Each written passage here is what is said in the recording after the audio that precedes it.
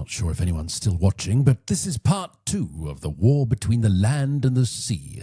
And JT and the Hootastic panel are here to review. Personally, I couldn't give a This episode's called The Plastic Apocalypse, apparently. Remember, boys and girls, plastic is bad, unless, of course, you're buying BBC-licensed action figures.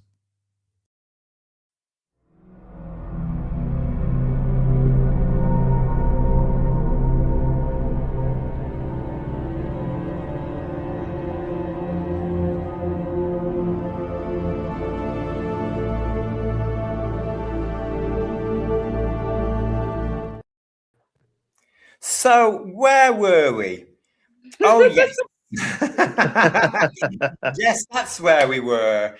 The Sea Devils have arrived. Well, they're not supposed to be called the Sea Devils, are they, anymore? But that's racist. You can't call them that. Yeah. That is apparently racist, isn't it, Yeah. Paul? So, Yeah. slappy, slappy, slappy on my wrist. Naughty, JT. Naughty, naughty, naughty. Yeah. Oh, I'm so naughty.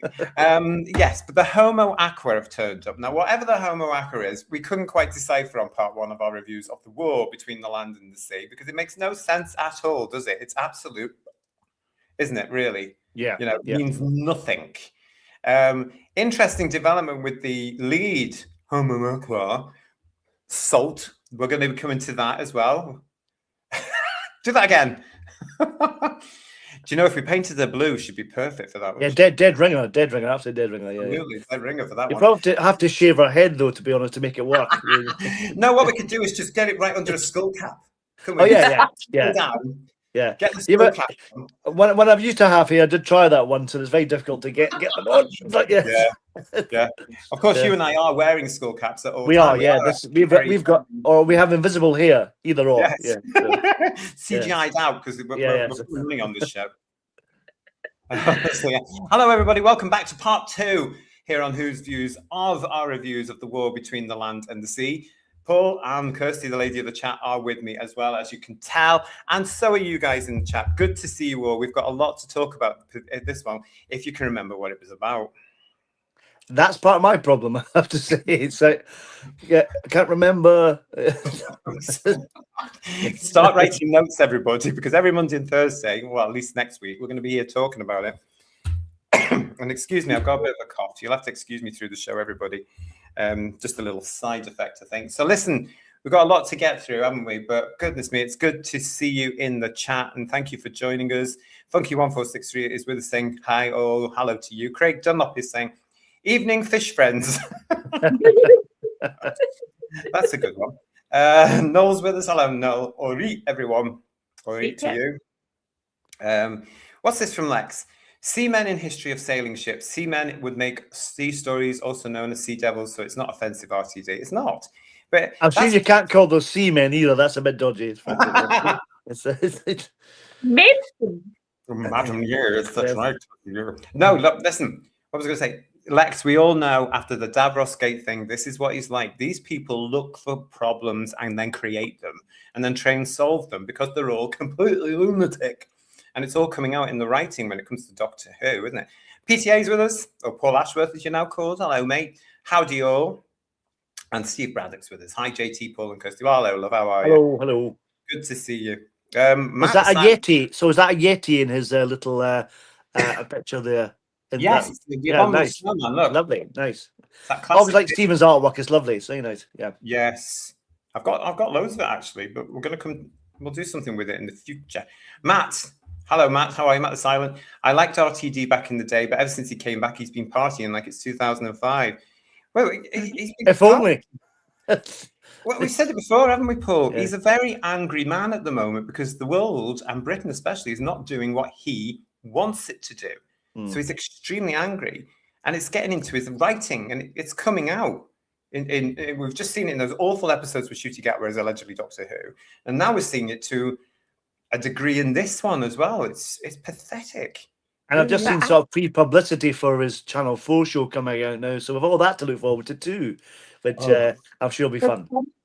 The comments for that are brilliant, going like, it's going to be the same pish that he's been doing for the past couple of years. Like, again, as we say, an angry man. Is it just going to be an angry drama about this or that and butthurt feelings? Yeah, it will be.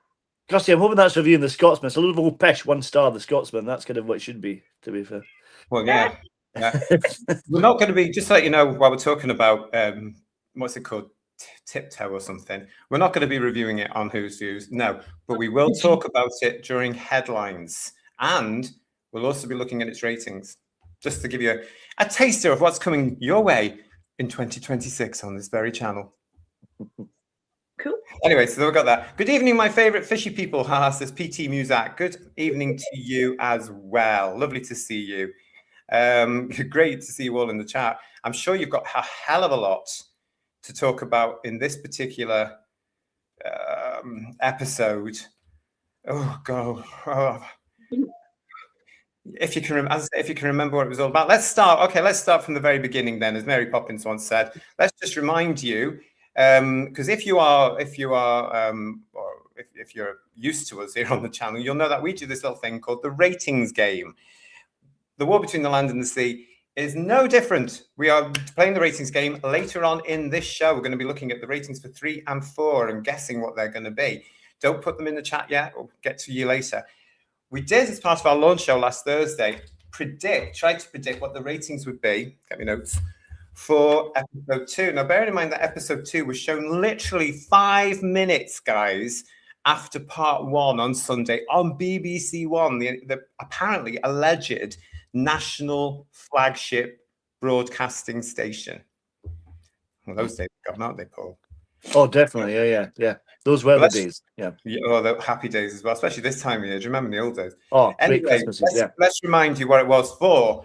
Episode 2, which is Plastic Apocalypse, it was 2.1 million on the overnights. 2.1 million.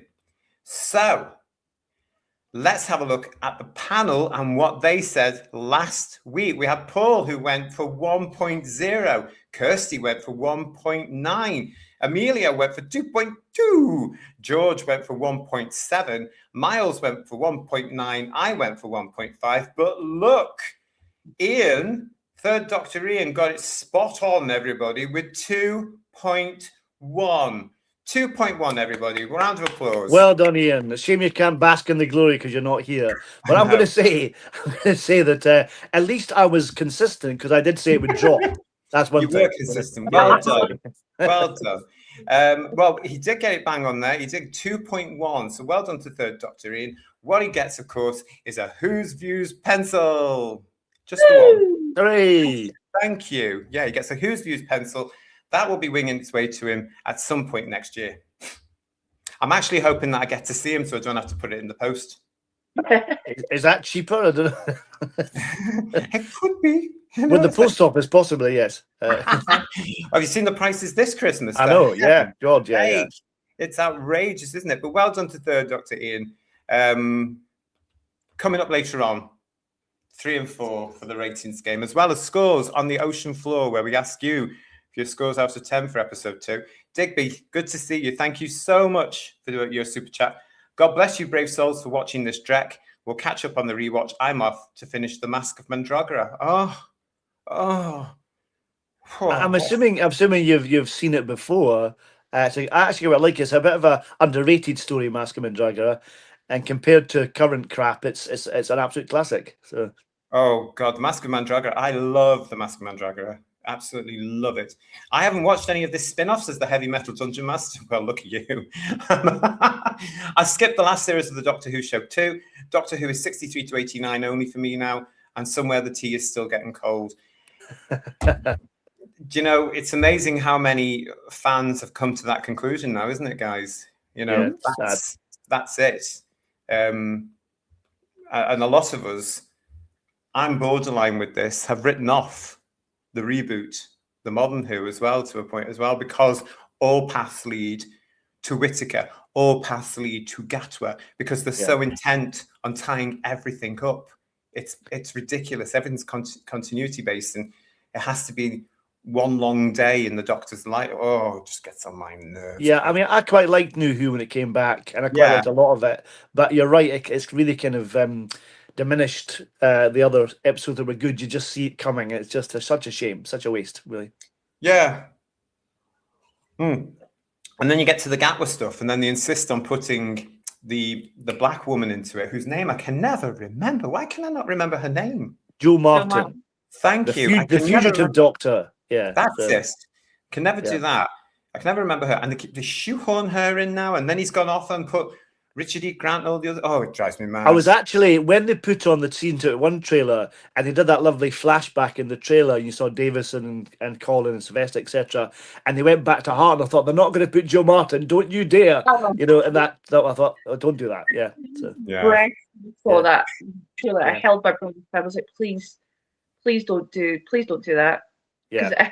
If they did, I was waiting for I could be able to hear yous all screaming. Yeah, you'd hear swearing at the top of our voices. Yeah. And we did. Yeah. And we did as well. Lex, thanks for your super chat. I think that after this awful spin-off is finished, we all need to regenerate by watching proper classic Doctor Who. Well, we'd agree with you. And of course, next year, stay with us here on Who's Views. Make sure you've subscribed. Make sure you've rung the bell so you get notifications, because we're going to be going back. We're celebrating the Cybermen next year. We started this year with our Cybermen series. We've got a lot more to come. And of course, we're going to be looking at the classics. So stay with us on that. And we've got lots more planned for you as well as we get through next year. It's great to see you all in the chat. Thank you so much for joining us. What's this from Jess? Season 1 and Season 2 don't get any reprieve for the trash it was. The fact that lot trashed Doctor Who. Joe Martin, who? Well, exactly. Yeah. And it's very, very clever of you to mention the word trash, because, of course, that's what happened in this episode of Doctor Who, of The War Between the Land and the Sea.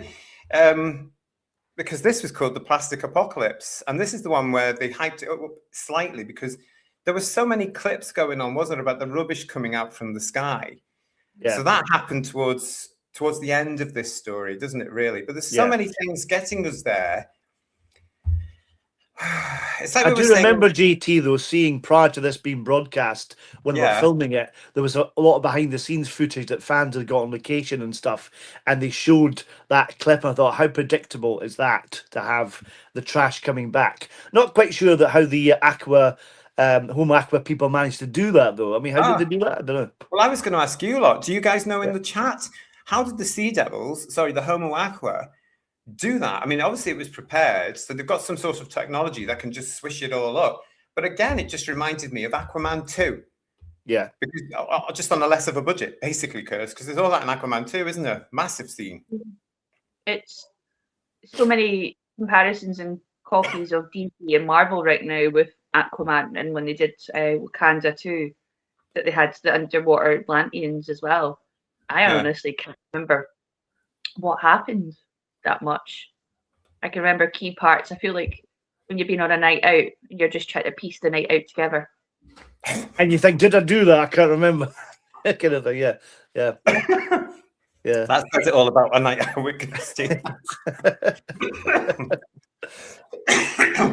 Oh, don't make me cough.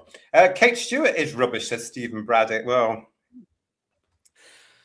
Well, it should have been called the Wooden Apocalypse, like I said in my heading there, because she's so wooden. She really is, honestly. Yeah. It's someone brilliantly said last show that Kate was adopted. I wholeheartedly agree on that. She certainly was. Was it this episode, the last episode, that she made kissy kissy with Ibrahim and I wanted to barf in my hands? Oh, yes. Yeah, for goodness sake, get a room, woman, yes. Running porn was not needed. Yeah. There was an awful lot of uncomfortable things for me going into this episode. Does anything explain these days to say Rosie Mead 4242? Obviously not. You're just supposed to know. Fly tipping is not war, says Craig Dunlop. Yeah, because that guy from the army says they're declaring war, don't they? I remember thinking, have they? Have they really? Yeah. They've just returned what we put into the sea. Can that really be declaring war? And Funky 146 series wants to know, more important question, how did the Sea Devils know to drop the Titanic off in New York? Yeah, that bit did make me laugh, I have to say. I thought it was quite funny. It was quite not many gags in it, but that did make me laugh. I thought it was quite a nice little touch. And actually, to give them a bit of credit with the budget for that didn't look too bad. It looked, only bit I thought was a bit comic was the anchor falling. That was a bit like, what? Really? How did that? Yeah. It was like something of a coyote cartoon, you know what I mean? Yeah. Yeah. That's a perfect way to look at it, actually. Perfect Yeah. way to look at it. Drat, missed them. Yeah, me. Yeah, it's because that was it. Yeah. If you saw our episode 1 review of this, you'll know that we were all on the panel very sort of subdued about what we'd just seen the night before. I think that's still with us because we can't even really remember properly the episode. That shows that there was nothing to grip us. There was nothing there that was energetic or of interest. For me, it was all very run of the mill. And as I said on Monday's episode, guys, even though this was written by McTighe, however you want to say it, I could see the RTD check put. You know, you could see the character, you could see the Lethbridge Stewart and the Ibrahim thing. They've got to have a private life. You've got to see them in Kate's flat. You've got to see them kissying. Why? Doesn't make any. They're making the same mistake there, Paul, as I think they did with the New Adventures back in the day. Yeah, I mean, it doesn't have to be necessarily sexy. Not that I'm saying that it was sexy in the slightest, but it's a bit like that line he had. He said, "I'll make you feel better." Oh God, that was a bit of an unfortunate line. Yeah. You just want to hear there's some kind of porn track playing in the background, just not a bit unfortunate, you know, not nice. Yeah. Again, for me, it was just it took me out of it again because I don't care if it's a spin-off. I don't care if it's supposed to be more mature. I genuinely believe that you can actually have an adult drama without any romance, without any sex, without any tacky nonsense, and certainly without any sort of political agenda. Because in this one as well, one of the things that got me, as a lot of you who will watch Whose Views will know, was the inclusion of the now tick box, DEI flavored, have to be there because we believe in this, non-binary kid, who is one of the most annoying people, one of the most annoying characters since the last annoying characters, which was probably in that thing which the fans, in whatever that episode was, where they crawled through the telly. Oh, not Flux, Lux, was it Lux? Yeah. They were annoying. Alan Cumming, yeah, they were really annoying. Yeah, and didn't explain in the plot either why they were there. That didn't make any sense whatsoever. Yeah. And then with this one, we've got this, and we had all that rubbish joke about gay and all that in the first episode, but here, I mean, why bother? Why why have to push this nonsense onto the audience? There's no such thing as non-binary in human beings. You are male or female. Get over yourselves, you absolute idiots. It's shocking. She's a girl. Get on with it. You know. I think more the problem for me is like what I was said last week about the fact that the actress playing the part of the daughter, she's a bit too old for that part. She doesn't look like the younger age she's meant to be portraying, which makes that in itself slightly unbelievable to swallow. Really, to be honest, that's part of the problem for me. And the family, we said before, it is a tick box thing, and I don't believe that Russell ever married this woman and had a kid. You know what I mean? It doesn't work. You know. Yeah. Well, Barclay. Barclay, the character. Well, I mean, there's various things coming out at the moment that over the next couple of episodes, of course, he announces that or it comes out that he's gay, which would be of no surprise to any of us, would it really? Because it's another tick box, and it would suit Russell Tovey, the actor. But there was no way will be the audience reaction to that. So, if there is an audience, let's face it. Yeah. What's there going to be this week? We're going to talk about that a bit more. But I just thought, this is just typical. We've had the trans character in the main show, which was unnecessary, completely unnecessary in 2023. We even had a whole story written around that agenda, i.e. the bastardization of the Star Beast. If you don't know, if the Star Beast, don't bother with the TV crap. Go and watch the original Doctor Who Weekly. Go and read it. It's much better than the crap that gave us in 23. Honestly, an absolute insult to the geniuses that brought it to us originally. But now you've got all that, and now we've got this whole non-binary thing. And I just thought, this is ridiculous. Why is it there? Can I just interject? I'm just Googling the actress. The only thing, guess what? How many IMDb credits she's got and what she's done? 1, and it's probably some sort of TQ cult drama. The only thing she's done is The War Between the Land and Sea. Oh, so I was right. Oh, I see. And I wonder how she got the role. I wonder. Talking about the character, she looks over 20, says Noel Thrussell. She's supposed to be in her teens, isn't she? That's what I'm what, trying to 15 or something, 16. Or Yeah, and as Jodie was saying on Monday's show, she looks way older than that. Yeah, But she does. It absolutely does. We used to call non-binary self-absorbed, said Robert Payne. Yeah, you're absolutely right. Absolutely right. And Richard Hussey is saying, so are these not sea devils anymore then? No. Well, we don't really know what they are at all, really, because I don't know if you. I mean, I sent the video to you. Some of these clips they had behind the scenes on the making of this show, and there's lots of images of what they could have been, or they're related to them. They're going down the same road of like they did with, I think, the Silurians. They're not quite sea devils, but they're from the same family, which is hugely convenient to cover the fact they don't look like sea devils. But Neil Gorton's images that you had in the stuff I sent you, the little video, there's shots of sea devils looking very similar to the originals, and then they chickened out like they did with the Silurians. Because originally with the Silurians, when they were going to bring them back, they had a fantastic design of the originals. They look more like the originals, yeah. We showed that in our Worlds Below series that's last right, year. Yeah, gorgeous. And they've done it again, haven't they? They've just chickened out the fact it won't work, and it's like, well, we'll do something else. Although I have to say, the video clip that Paul's talking to is available on the official BBC platforms, because it's that clip where Neil Gorton is talking about it and Russell and Pete are patting themselves on the back, aren't they? Brilliant, blah, blah, blah, blah, blah, blah. All the usual nonsense from them. I didn't like the redesigns, the ones that they could have gone with. I would, even though I didn't see it, I would have just said, we've got the masks from Jodie's time. Let's just use them. Why not? But no, they had to change it all. Our John, you're right. He's telling us Kat Gannon is far too old for a teenage daughter. She graduated from Central 2 years ago. That's what I'm Googling right now. I think the thing is, though, it is possible for actors to play younger if they look younger, but I don't think she does. I mean, go back to our very young Caroline Ford. She just about got away with Susan and she was like 23 or something, you know what I mean? So it can be done, but you have to look younger. I don't think, no disrespect to the actor playing the part, but she doesn't look young enough to play younger. No, she doesn't. She doesn't. And she's not getting it. Why didn't they just hire a teenager? Or why did they have to have a teenager in there? I'll tell you why. They had to have a teenage character in there because, as it says in this episode, the kids understand this. Our children understand this. What's going on with it. And they had to have that emotional hook for Barclay to empower him to say that to Salt. And it's absolute nonsense. As Jodie was saying on Monday, as a science teacher, our generations, Paul, yours, mine, we were there in the 80s being taught this as well by the likes of David Bellamy and Magnus Pike. And John Craven. I remember on John Craven's news round hearing about these things.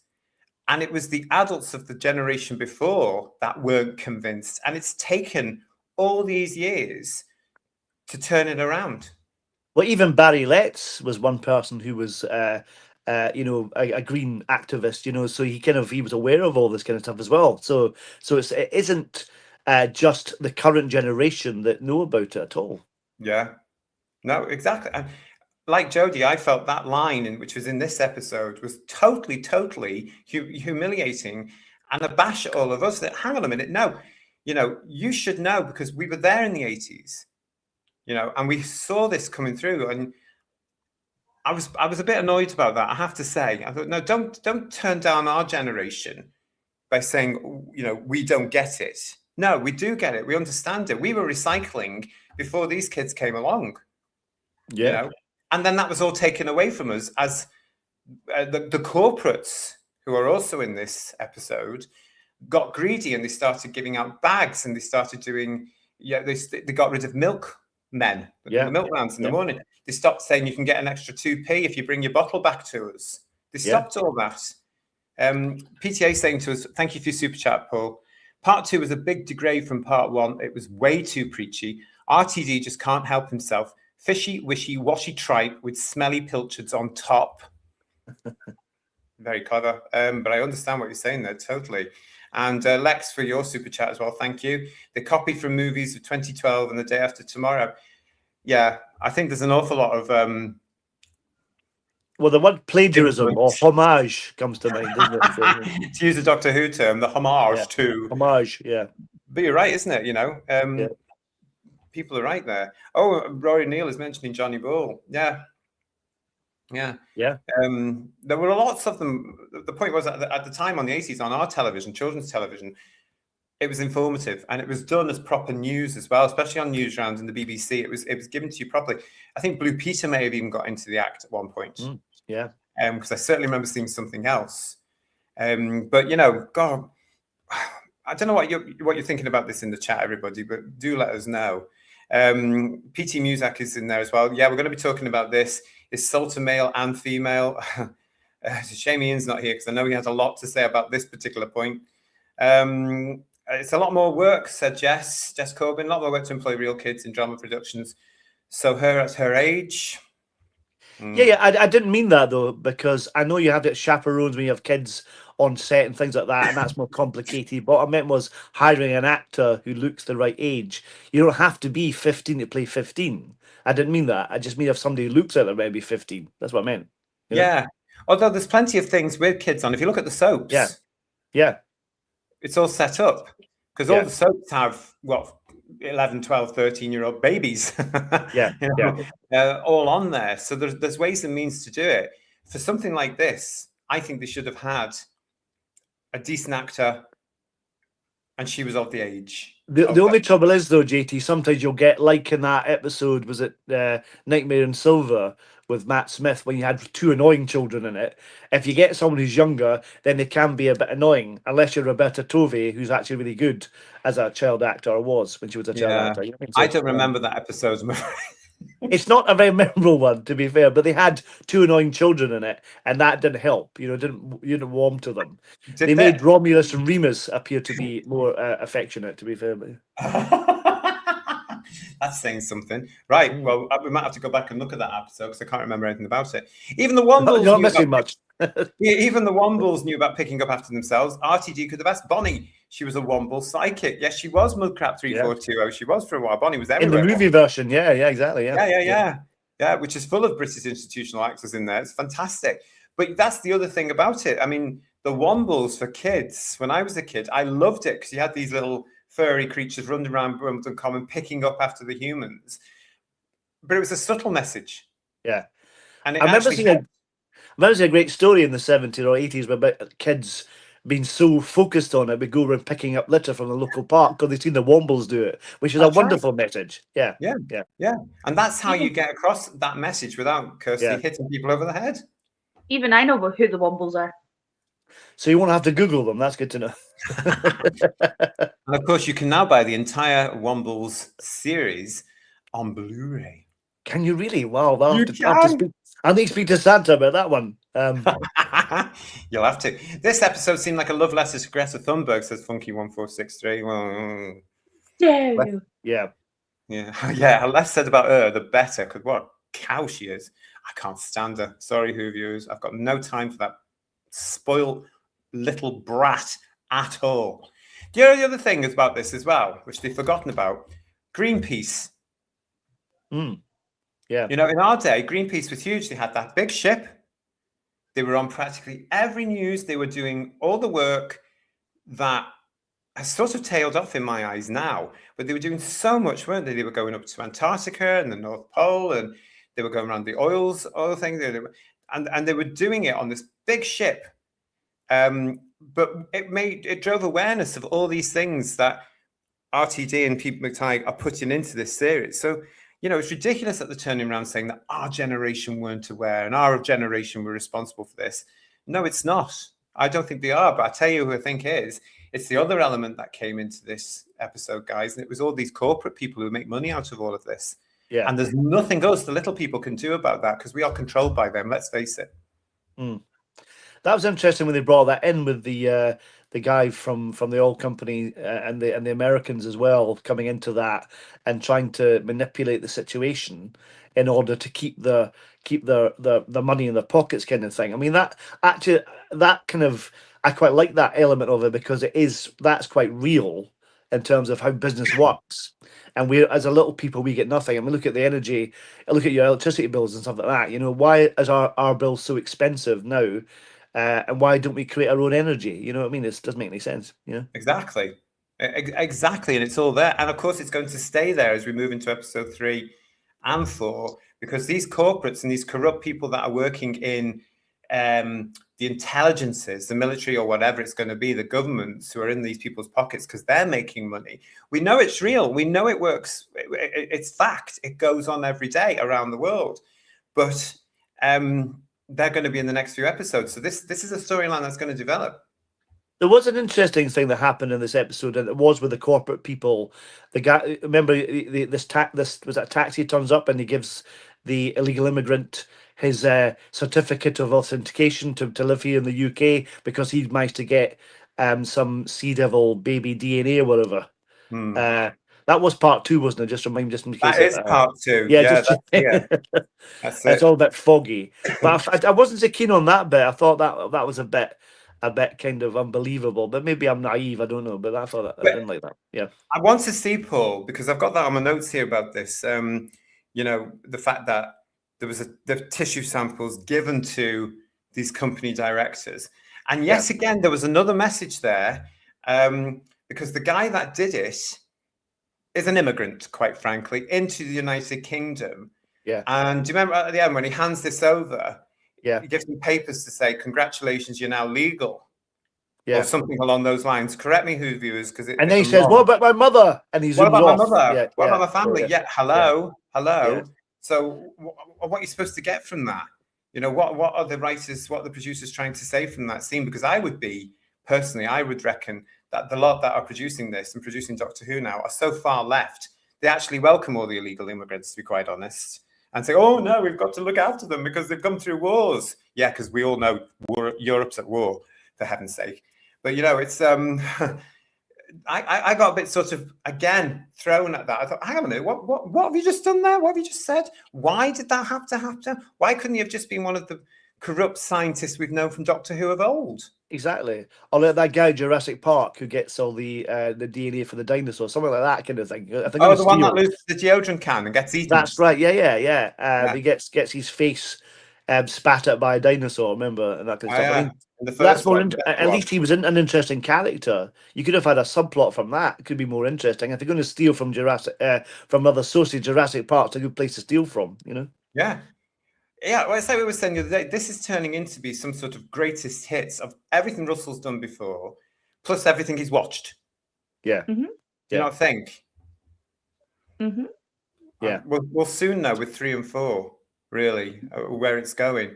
Hartnell's Ghost is saying to us here, a little bit of politics, everybody. It's all Thatcher's fault for starting the privatisation of the UK nationals. Not 100%. Wrong as far as I'm concerned, but we are where we are. Let's put it that way. I'll tell you something, if we had somebody like Thatcher in power now, we wouldn't be in the situation we were in now, I tell you. Honestly, an awful lot of stuff would be, well, you know, don't want to get too far into that. What's this? Funky1463 also saying to us, unit security checks took another failure with that guy. Yes, yeah. What's that remind me? Well, the immigrant who's working for the for unit who got the DNA. So that obviously he managed to slip in with the CV, get a job there, able to steal stuff. He wasn't obviously corrupt. He was corrupt to start with, surely in that respect. Yeah, I get it. So, yeah. So I would have liked to have seen him though without that extra little bit of agenda put in there, that social commentary. I would have liked to have seen him just being an old-fashioned villain, nasty scientist, you know, somebody for us to worry about. Although we do know there isn't going to be a sequel to this series. Yeah. Like Seeds of Doom when Dunbar gets a suitcase full of money, something like that kind of idea. Yes, that sort of stuff. It would have been a nice little homage to how things were written, because everything has to be explained today, doesn't it, by these people? Everything. Marie UK, it's good to see you. Again, so sorry about my throat tonight, everybody. Marie UK, nobody's talking about all the fly tipping that goes on in this country. Tidy your own doorstep before you lecture other people. Great point. I am shocked and disgusted by all the fly tipping that goes on in this country now. But I'm also shocked and disgusted to find out who the bloody hell's doing it. And it shouldn't be controversial to point it out, but it is. But if you look in certain areas of the northwest of England, what a dump. And London, please don't get me started on what's going on down there as well. It's absolutely ridiculous, isn't it? I don't know if you saw that on the news more recently. There was it was like a mile and a half worth of just rubbish that were dumped in this kind of country lane, and it was incredible. This huge swathe Yes. of rubbish, incredible that they could do It's that shocking. overnight. It Yeah. happened, you know. It's Yeah. like, Yeah, it's shocking. But I had to say, when I saw this in the show on part 2, this is obviously London. It's like I was saying in our launch show, London and New York got it the worst, didn't we? We didn't Yeah. get to see the rubbish being returned to Pakistan, India, or anywhere like that in the third world. We didn't get to see that because that's not allowed. But we got to see this. And I was thinking, Kirsty, when I looked at this, I said, oh, look, that's Cairns, London anyway. You can't really tell the difference, can you? Shocking. But also, is this still Disney-fied? Was this Well, when they yeah, did? So they'll have had money from China and maybe India, so they wouldn't risk doing that for their precious Disney. Well, you know, that's what I think is hypocritical. I really do. They're going to alienate the American audience as well once it gets broadcast on Disney Plus, because it's anti-American as well, you know, already, and it's only part 2. So yeah. Let's have a look in the chat. Good to see you all, everybody. We've got Jamie Knight with us. Hello, Jamie. How are you? I found it more engaging than Doctor Who, so there is that. It's a point, and it's a very good point, Jamie. It's like we were saying on Monday's show when we were reviewing part 1. The tone was totally different to what we've just had with alleged Doctor Who. I think we need to ask the question as we go through these episodes, why wasn't the tone in alleged Doctor Who with that prancing ninny the same as this? Why did they change that? Why did they do that? Why did they let Russell bastardize Doctor Who and yet come back with something like this? Because imagine if we'd had 8 episodes of the tone of this, you know, a lot more serious rather than often people say the Doctor can be anything, you know, any setting. I'm not sure that's really right, because it's like going back to, I suppose, the musical one with the drag queen. It's like, well, that's not really Doctor Who, you know. So it's kind of certain things work for Doctor Who and certain things don't. You know, I think it can be set anywhere, but the tone has to be right, you know. Totally agree. Do you know where that came from? Do you remember where it came from, Paul? That came from a certain set of fans in the 90s during the Wilderness years who started saying in interviews, oh, Doctor Who can be anything. And then people picked up on it. Yeah. And then they got to run the show and proved marvelously that it can't. I think actually it probably started even earlier than that, JT, probably with Jonathan Turner a little bit, in terms of some of the choices he made in terms of more light-hearted maybe episodes, like Delta and the Barrowmen, for instance, which I love anyway. But there are elements like that are kind of a bit more frivolous, shall we say? You know. But we've got Epic Fantasy RPG Official joining us. Hello to you. And there's a little baby Aquaman there. Look at that. Unlike real life, where it is overwhelmingly toxic, barbaric non-whites who pollute and commit 3/4 of the crime in Doctor Who land, it's always the straight white men. No thanks. Yeah. Well, that's something on the morning live program that Russell was on. It was an interesting thing he said in the interview. He said, because he is an over 60s white man, he said they have to try and not think like over 60s white men, and try and make the canvas of the casting diverse, the characters diverse in different ways, so we're not just doing white men. Which that always seems to be. You're right. White men are always the baddies in it, you know. Which is that's just a complete legend, that everyone who's non-white is actually a nice person. Across the board, there are different factions of life. Are different. There are nasty people and good people. You know what I mean? Yeah, absolutely. Yeah. And it's, but they won't dare go there. These people like RTD won't dare go there in case they're called an ist, and yet they're quite happy to call loads of other people, including all of us, ist, ots, or phobes. Yeah, you know? And that's why they're in such a mess now on that side of the far left political spectrum, I believe, is simply because they've tied themselves in knots, and they can't even write a simple entertaining show without all this nonsense. Oh, we've got to have a non-binary. Oh, we've got to have a trans. Oh, we've got to have the nasty white guy. Oh, we've got to have give over with your tick box and your bloody idiots. I think he's proving to me more, Kirsty, why he should not be producing any further Doctor Who. Yeah, I was tangent slightly of this. I I worry. This sounds really good. I worry about the straight white male, or just the male at times now, with people like Russell and people of his kind of clique.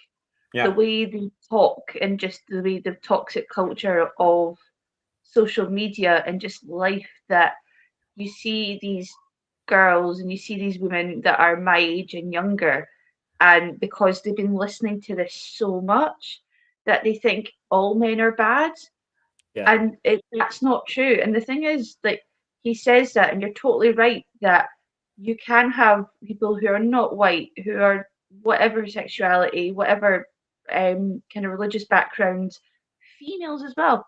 You Yeah. can be bad. Oh, yeah. Stop putting it on the news, guys, because I feel like with other work that I've done, that people just they automatically say, oh, that's a white male, they're going to be bad people. And just if this person's saying hello, they instantly get the ick. And it really needs to be shot down and changed, because Russell is not helping, and he's up on his high horse, and he's got Totally. that much money and protection that it won't affect him. And not Mm. just the wee man used to, and Ian and George and Bedweer and Emilio, that you go through things like that, and Russell's like, I'm being the savior, and he's not. No, He no, just but he causing believes his own trouble. press. Yeah. Yeah. He just believes his own press. Everybody tells him he's a genius. If I hear that one more time, I might puke. Dave Heitman is with us. Hello, Dave. I wanted to give The War Between the Land and the Sea a chance, but then I realized it was written by RTD, and I regret watching it now. Yeah, we've got Pete McTeague returns to write part 3. Then we've got them both writing part 4, which is called The Witch and the Waterfall. And then Russell writes the finale, episode 5. So Yes. Called The End of the War or something like that. called The End of the War, I believe. Tickles me. It's so thought through. The End of the War. That's is that a working title? I'm not quite sure, but well, it's what's been released, so I would imagine. Yeah. I'll be the turn of the Daleks. Yay! Fantastic. Exactly. Mudcrap saying to us here, the BBC are showing their hidden white superiority by culturally appropriating the mass dumping of rubbish from the developing world. Can't these nations of colour have their own things? It's like I'm saying, though, Mudcrap, they're terrified of doing that. You know, right now we've got a massive problem with the lack of discussion around certain things I can't mention on YouTube. But if you're in the UK, even if you're outside the UK, you may know what I'm talking about. These vile things that are happening across our country and have been for years. But if the discussion's being blocked, the investigations are being blocked. Yeah. Because it's ist. And it's bloody disgusting. And it's shocking. And these are the people who think that they're better than the rest of us, stopping all this. You know, Paul Richards saying to us, notice how the Sea Devil had to become male to display aggression. Can't women be aggressive? RTD. Oh, they can. Yeah. I'm just talking about Kirsty. Because you've seen me in a rager, so you know I have. Yeah. So I know. Yeah. Well, I have to say, Paul, since that happened, where Salt lost her temper and she did change into a male, of course, fandom has started talking about, oh, there's a trans issue here. I didn't get that. I have to say, I got what you got. And to say, oh, that's a comment on men, because men are more aggressive than women. And yet we're dealing with people who are writing the show that don't even, or can't even tell you what a woman is. I mean, I didn't initially think about it as a trans thing, but it would make perfect sense. But it is about, I think we did touch on it last time, about the fact that certain amphibians can change gender, like fish or frogs or whatever. But it's not something happening in humans. And if these are human fishy people, how does that happen? It probably won't be explained anyway in the story. Like we said, how the Sea Devils dropped all the rubbish down. How did they do that? Have they got a massive kind of crane that comes out the sea and drops it down, like those things in? Is it? What's that film where the claw comes? It's Toy Story, is it? It comes down. They don't want to be grabbed by the claw. It's like that, you know, kind of like Toy Story. Yeah. Well, we know from experience that these things don't necessarily get explained, because it's too much for them to explain. They'll do stuff for sensationalism, like, you know, that you can just tell that the whole of part 2, the plastic apocalypse, was written around, we want to see the rubbish being thrown out of the sea back on the cities of the Western civilization.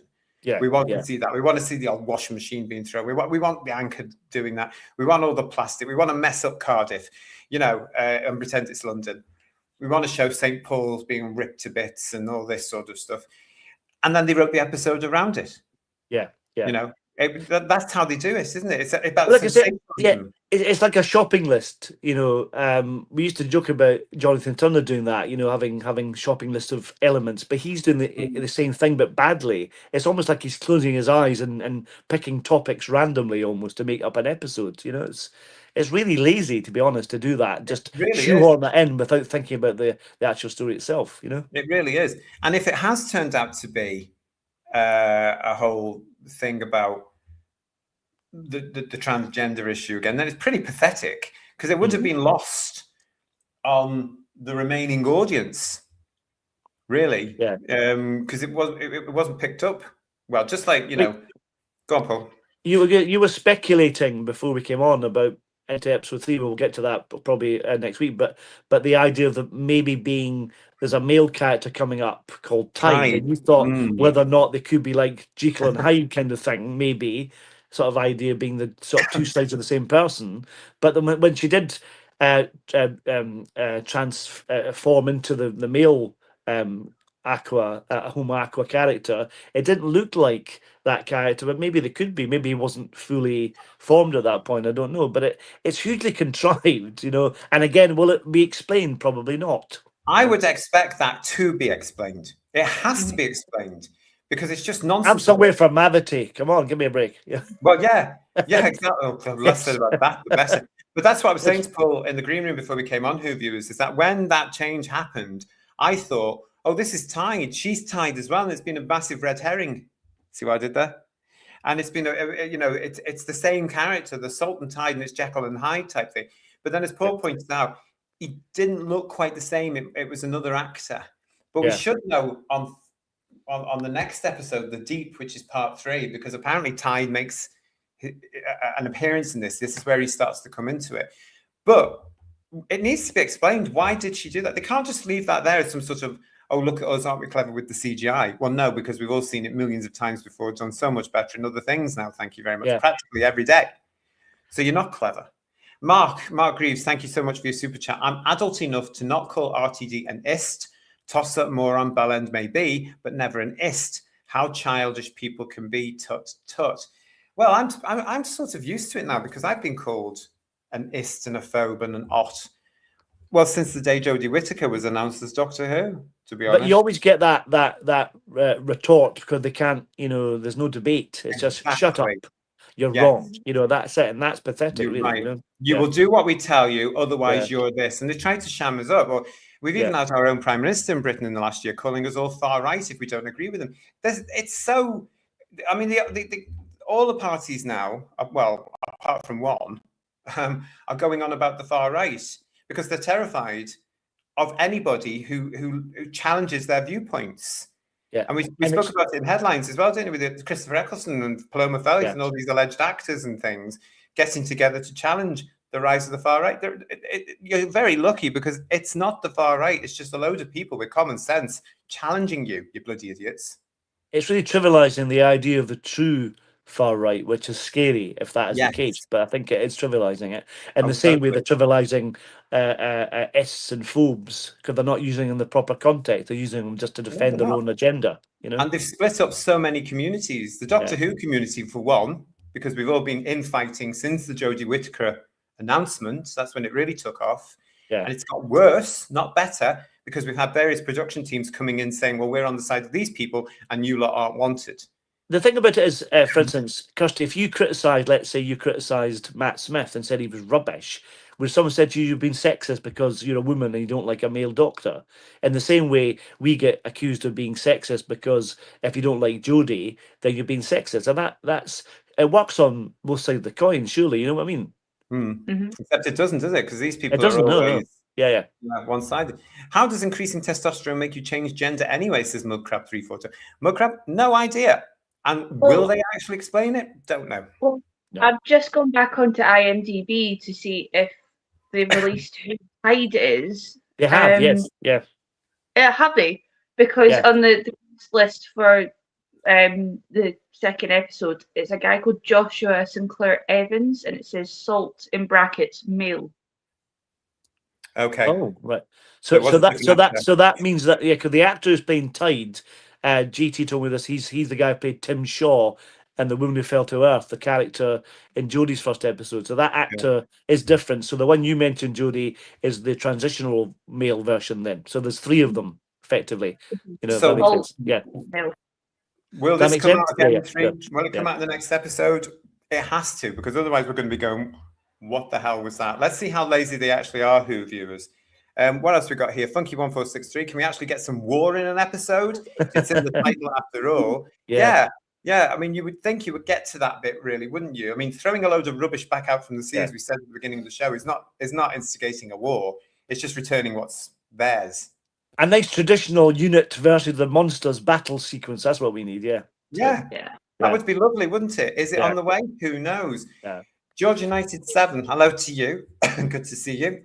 I think subtle nods to social movements are necessary sometimes in sci-fi, but when it's as blatant as RTD makes it, it becomes tiring. I totally agree with you. I mean, if you look at some of the good sci-fi we've had over the decades, sometimes there are social movements in it. We've had it in Doctor Who before, but not to the extent I reckon some Doctor Who fans think today. It wasn't every bloody story, every bloody week, was it? We weren't bashed over the head every week with some sort of message from the production teams at the time.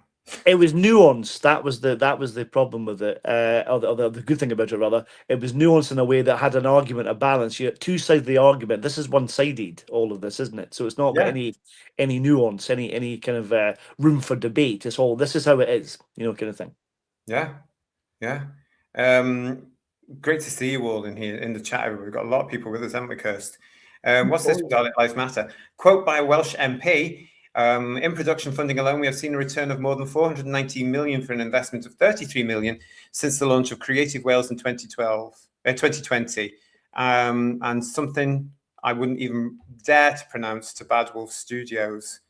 Okay, well, yeah, well, good for them. Is that congratulations in Welsh to Bad Wolf Studios for something like that? Not sure. Maybe Bedweir could let us know. Yeah. Marie UK, thank you for your super chat. Was really surprised at Eccleston taking part in the Lenny Henry movement, given he was effectively cancelled. It feels so hypocritical to me. Well, it bloody well is. That's why, Marie, love. Yeah. It really is. But it's convenient for them, isn't it? Oh, I've got to be seen to do this. I agree with this stuff. They jump on bandwagons, and they're so thick. Let's face it. They're blooming actors. What do they know? They don't know what real life's like. It could bite them on the arse, and they wouldn't know, would they? Honestly. Yeah. The only time they ever get in touch with real life is if they have to go in the dole office. That's it. And even then, they don't have to necessarily go in. I don't think they can do that anymore, unfortunately. Can't they? Yeah, well, because if you're self-employed and you're an actor, it's more difficult to sign on. Right. Which is something that, because it's hard to do that, But interesting. Anyway, what else we got? Craig Dunlop is saying salt male. Now condiments have more than one gender. Truly, RTD is a god. Yeah, people must have been wooing and whooping at his non-binary character, and then the Homo Aqua that changed her face for a little while. They must have been like, yeah, take that, you not negative fans, take that. I bet you they were. Lots of articles in the press about this as well. A lot of it's space filler. I have to be honest with the Who viewers. I'm reading an awful lot for the shows, and I just think, what the hell is this? And this is a perfect example of one of them. Look at this clickbait title. From the BBC itself, bbc.co.uk, Doctor Who spin-off pushes boundaries, says RTD. Okay, so bear that in mind. It pushes boundaries. Let's see what it says, shall we? A new BBC Doctor Who spin-off drama takes a tougher tone, says writer RTD. The war between the land and the sea follows humanity's response to an ancient species rising from the sea and triggering a global crisis. RTD said the story was inspired by his environmental concerns and sees its characters pushed to the limit without the Doctor's usual safety net. Produced by Bad Wolf, the 5-part, doesn't mention Disney, produced by Bad Wolf, the 5-part science fiction series launched on 7th of December, featuring extensive underwater sets, but was filmed largely in Cardiff. RTD, who's originally from Swansea, said the story had been stewing for a long time, inspired by his home by the sea and concerns about the state of the environment and the awful things we've been doing to the sea. Excuse me. He said he wanted to expand the Doctor Who universe by removing the Doctor to explore how humanity copes, resulting in a properly entertaining thriller of monsters, romance, chases, and gunfights. Yes, don't get too excited now, audience. RTD also explained how research included consulting geneticists and revisiting the history of the Sea Devils, i.e. he went back and watched the 6 episodes, and how Omo Aqua could have branched off from mankind millions of years ago. He stressed the series remained accessible to new viewers while refreshing long-term fans of the laws of what's gone before and introducing new elements. In Cardiff, filming locations included the Bay and Penlyon areas of the city, as well as the City Arms pub in Cardiff Centre, Hodge House, which is a Welsh Government building, Cardiff City Hall and the National Museum of Cardiff. Other Welsh filming locations included Merthyr Mawr, Town Bridge in Newport, the University Building and Guildhall in Swansea, and Atlantic College, St Donat's Castle. Mabarthur Road described the Cardiff sets as really, really epic. One of my favourite sets was under the ocean in Salt's Domain. Everything else up until that point, Salt is out of a comfort zone in the human world and breathing human air. Stepping onto that set really transported you to another world. RTD also said he was excited by the sets, calling them absolutely gorgeous. Our design team has done such a brilliant job, he added. It will be interesting to see what those sets look like when we get to part 3.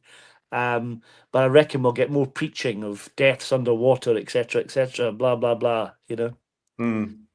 Sea creatures killed by pollution, etc. Yeah. Mountains of plastic. Yeah. There'll be a couple of dead whales in there somewhere and things like that, you know? Turtles and beer whoppers. With the hoops that go around your cans of beer around their neck, all that kind of stuff. Yeah. Really subtle stuff. Yeah. We're going to find out. Remember, we'll need to talk about this when we watch the next 2 episodes, Paul. Elvis 7735, hello to you. Nice to see you. I call it a recycled idea with fish fingers. LOL. A Jodie W episode was about the sea and plastics and a lecture to us fans. I believe so. Elvis, I never watched the Jodie Whittaker era because I never wanted a female Doctor Who in 1981, and I certainly didn't want one when they actually gave us one. So I didn't watch it out of protest, and I didn't miss much from what I can tell. That was Praxeus, written by Pete McTee or McTighe, whatever his name was. Strange that, isn't it? Yeah. Strange, written by the same guy that's written this. Yeah. And is he using part of his own ideas? Let's have a look. Interestingly, there was, I think, as far as I remember in that episode, it's hard to remember because it wasn't a great episode, really, but I think there's a bit where they go into this kind of ship and it's got lots of like plastic in it and kind of and it's just odd. It's more of the same, really. So it's just recycled ideas, no pun intended. So no, please keep with the puns. Sound fishy to me, Paul. Yeah. Inspired by watching Aquaman 2, says Bill Lowry. Exactly. Boundaries of tolerance, says Dalek Lives Matter. Matt Enspiel with us pushing boundaries, the bloody fool. Craig Dunlop saying to us, landfill boundaries, perhaps. Absolutely, yeah. What else we got there? Dave Hetman is saying, long-time fans. You mean the ones that included that you block and call names, Russell? Yeah, exactly. Yeah. How many has he done that, including this channel, Curse? We've lost count, haven't we? I got blocked on my personal account of this channel. I managed to get that blocked as well. A few other people I've spoken to online have been blocked as well. So yeah. There's a lot just by saying it's rubbish. Yeah. So yeah. Or just by questioning his very dodgy far left political beliefs. Block. But we're very proud really on who views. So that's a really good way to start a debate, isn't it? Just by blocking someone, shut them down. You know. Well, that's exactly what happened with your likes of Stonewall and all that nonsense, wasn't it? There's no debate. This is the way we're having it. This is what you're going to do, and you will obey. Bugger off. No. You said it wasn't your best thing you've ever done. And then I said accidentally in another place that you looked a bit tired. And then I went to go check and I was blocked on my personal account. So yeah. Well done, you. Congratulations. And we are very proud to be blocked by RTD on this channel. We don't give a toss. R. John saying to us, RTD is mostly to blame for environmental pollution. It's been mass producing rubbish for years now. Mm-hmm. Yeah, here. Yeah, it is. It's true. Funky1463. I need to check the rubbish dumping again. I need to check if any Jodie or Shooty box sets are amongst it. Probably loads of them right now, I have to tell you. Honestly. And what's this? Mudcrab saying to us, what? Branched off from mankind millions of years ago? No. It is established that the Silurians and the Sea Devils existed before the humans. And yet he went out. He went into that article, didn't he, guys? I've just read and said he went off and did research into the Sea Devil lore. Which basically means he went for an afternoon and watched the Pertwee Classic, but he didn't take it in, did he? Like he needed to, because he knows it backwards anyway, probably.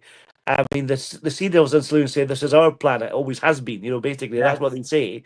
So that's a line that's very distinctive in both Silurians and the Sea Devils. I think it comes up again in Warriors of the Deep as well. So it's like you can't really miss the fact that they were there before mankind. They were ruling it. There were apes there, maybe Neanderthals or whatever, but they weren't human beings as we know today. We hadn't evolved. You know what I mean? That's why they called us apes and stuff, wasn't it? So, exactly. Yeah. And I don't expect, I was saying in part 1 of our review for Homo Aqua, that they didn't call us that. I wanted the Sea Devils to come out and say apes. But you know what? The more I think about it, they're not going to do it in case somebody gets offended. Yeah. Some poor idiot who's watching this thing, who'll be one of the 2 million or whatever we're going to get for the next episode, watching this thing, I'll just go, oh no, they can't call the humans apes. Oh no, I must be what they did was that did tickle me in the episode with Jodie, The Legends of the Sea Devils, which is another terrible episode. Right. Jodie says Sea Devil, that's what they are, and the Sea Devil retort was land parasite or something like that, which it would have been quite fun if they did that in this episode. They had them slagging off the humans. It'd be much more fun if they called them land parasites or apes or whatever, and just because that's what they would do. So yes. No, I totally agree with that's quite clear. I didn't know about that line in that episode, but that's good. Lex, thank you for your super chat. I could see that on Disney Plus. Remove it and remove very fast. We don't know yet, of course, when Disney Plus is showing this thing outside the UK. I reckon it'll all be dropped very, very quickly and forgotten. Yeah. There's 5 episodes, everybody. We've moved on. Goodbye. Yeah. But we will be talking about that here on the channel when we know what's going on. Decadent Dave is saying to us, Malcolm Hulk is rolling in his grave. I don't think he would like this at all, though, to be quite honest. But he wouldn't like Uncle Terry. He wouldn't, and possibly Barry. He wouldn't like the new Doctor Who that RTD came out with recently. There's no chance they would have had that. They would have had a lot to say, and it wouldn't have been good. And Cara, hi Cara. I don't mind a good environmental story, but we don't need to be bludgeoned over the head with it. Yeah, I totally agree. I think, with science fiction as well, as the Green Death proved, as a couple of you mentioned in the chat earlier, you can have a good quality Doctor Who or science fiction story about that issue without hitting people over the head with a baseball bat. It can be done properly. Star Trek, Stargate, Orville. We could go on and pick so many different franchises as well. Yeah. It's just that in those days, call me old-fashioned, don't care. They had style, they had flair, they had talent. They could write a story. They could write it, take their own opinion, remove their opinion from it, Kirst. But now they have to push it in, and they can't write it properly. That's not old-fashioned. That's just being normal. Yeah. But they can't. One thing that certainly Classic Who tried to do was to make sure they had a beginning, a middle, and an end, and explain things. And I think that's something that Russell, as a writer, is really lazy. I know I keep banging on about Mavity and stuff like that, but it's kind of like, why didn't you explain things in this? If you need to explain it, there's something wrong with the writing. So you have to explain, how did the Sea Devils jump all the rubbish? How did they do that? Are we going to see that? Are we going to explain that? Because it doesn't make any sense. I know they're meant to be more advanced, and that's partly what they want to do, so maybe get some of the technology or whatever from them, but they don't explain how they can do that. Have they got hoverbouts? What have they got? Have they got things that fly about to drop off all, like, flying, rubbish trucks? I don't know, just in order to drop all the rubbish? I mean, how does it work, Yeah. I don't think we're ever going to know, because I don't think they're going to explain it.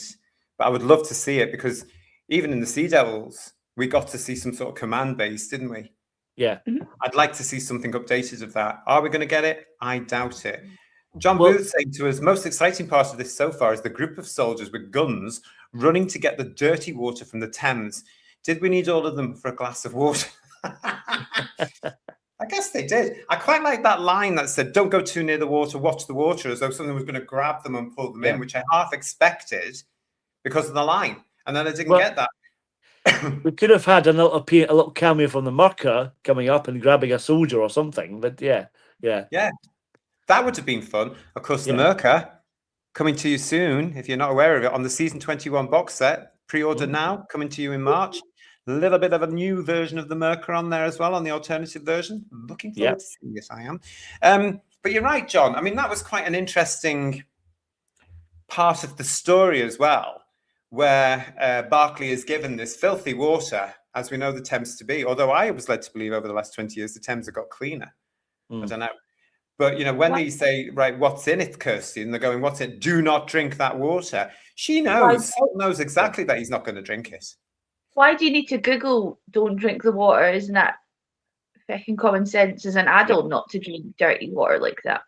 Yeah. Even before so-called pollution, in the time of Shakespeare time, whenever people used to drink beer instead of water because they couldn't drink the water. So even then, the Thames was probably just even disgusting then, because they used to chuck all sorts of things in the river.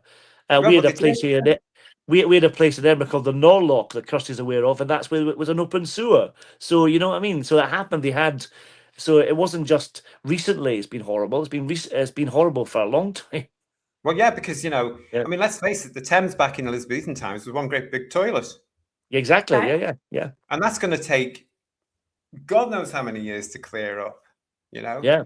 But again, these days, as we've seen over the last few years as well, whether it's been deliberate or not, I don't know. We've had incidences like in the Lake District where the water companies have lost control and certain elements have been polluted, like certain lakes and stuff like that. The sea.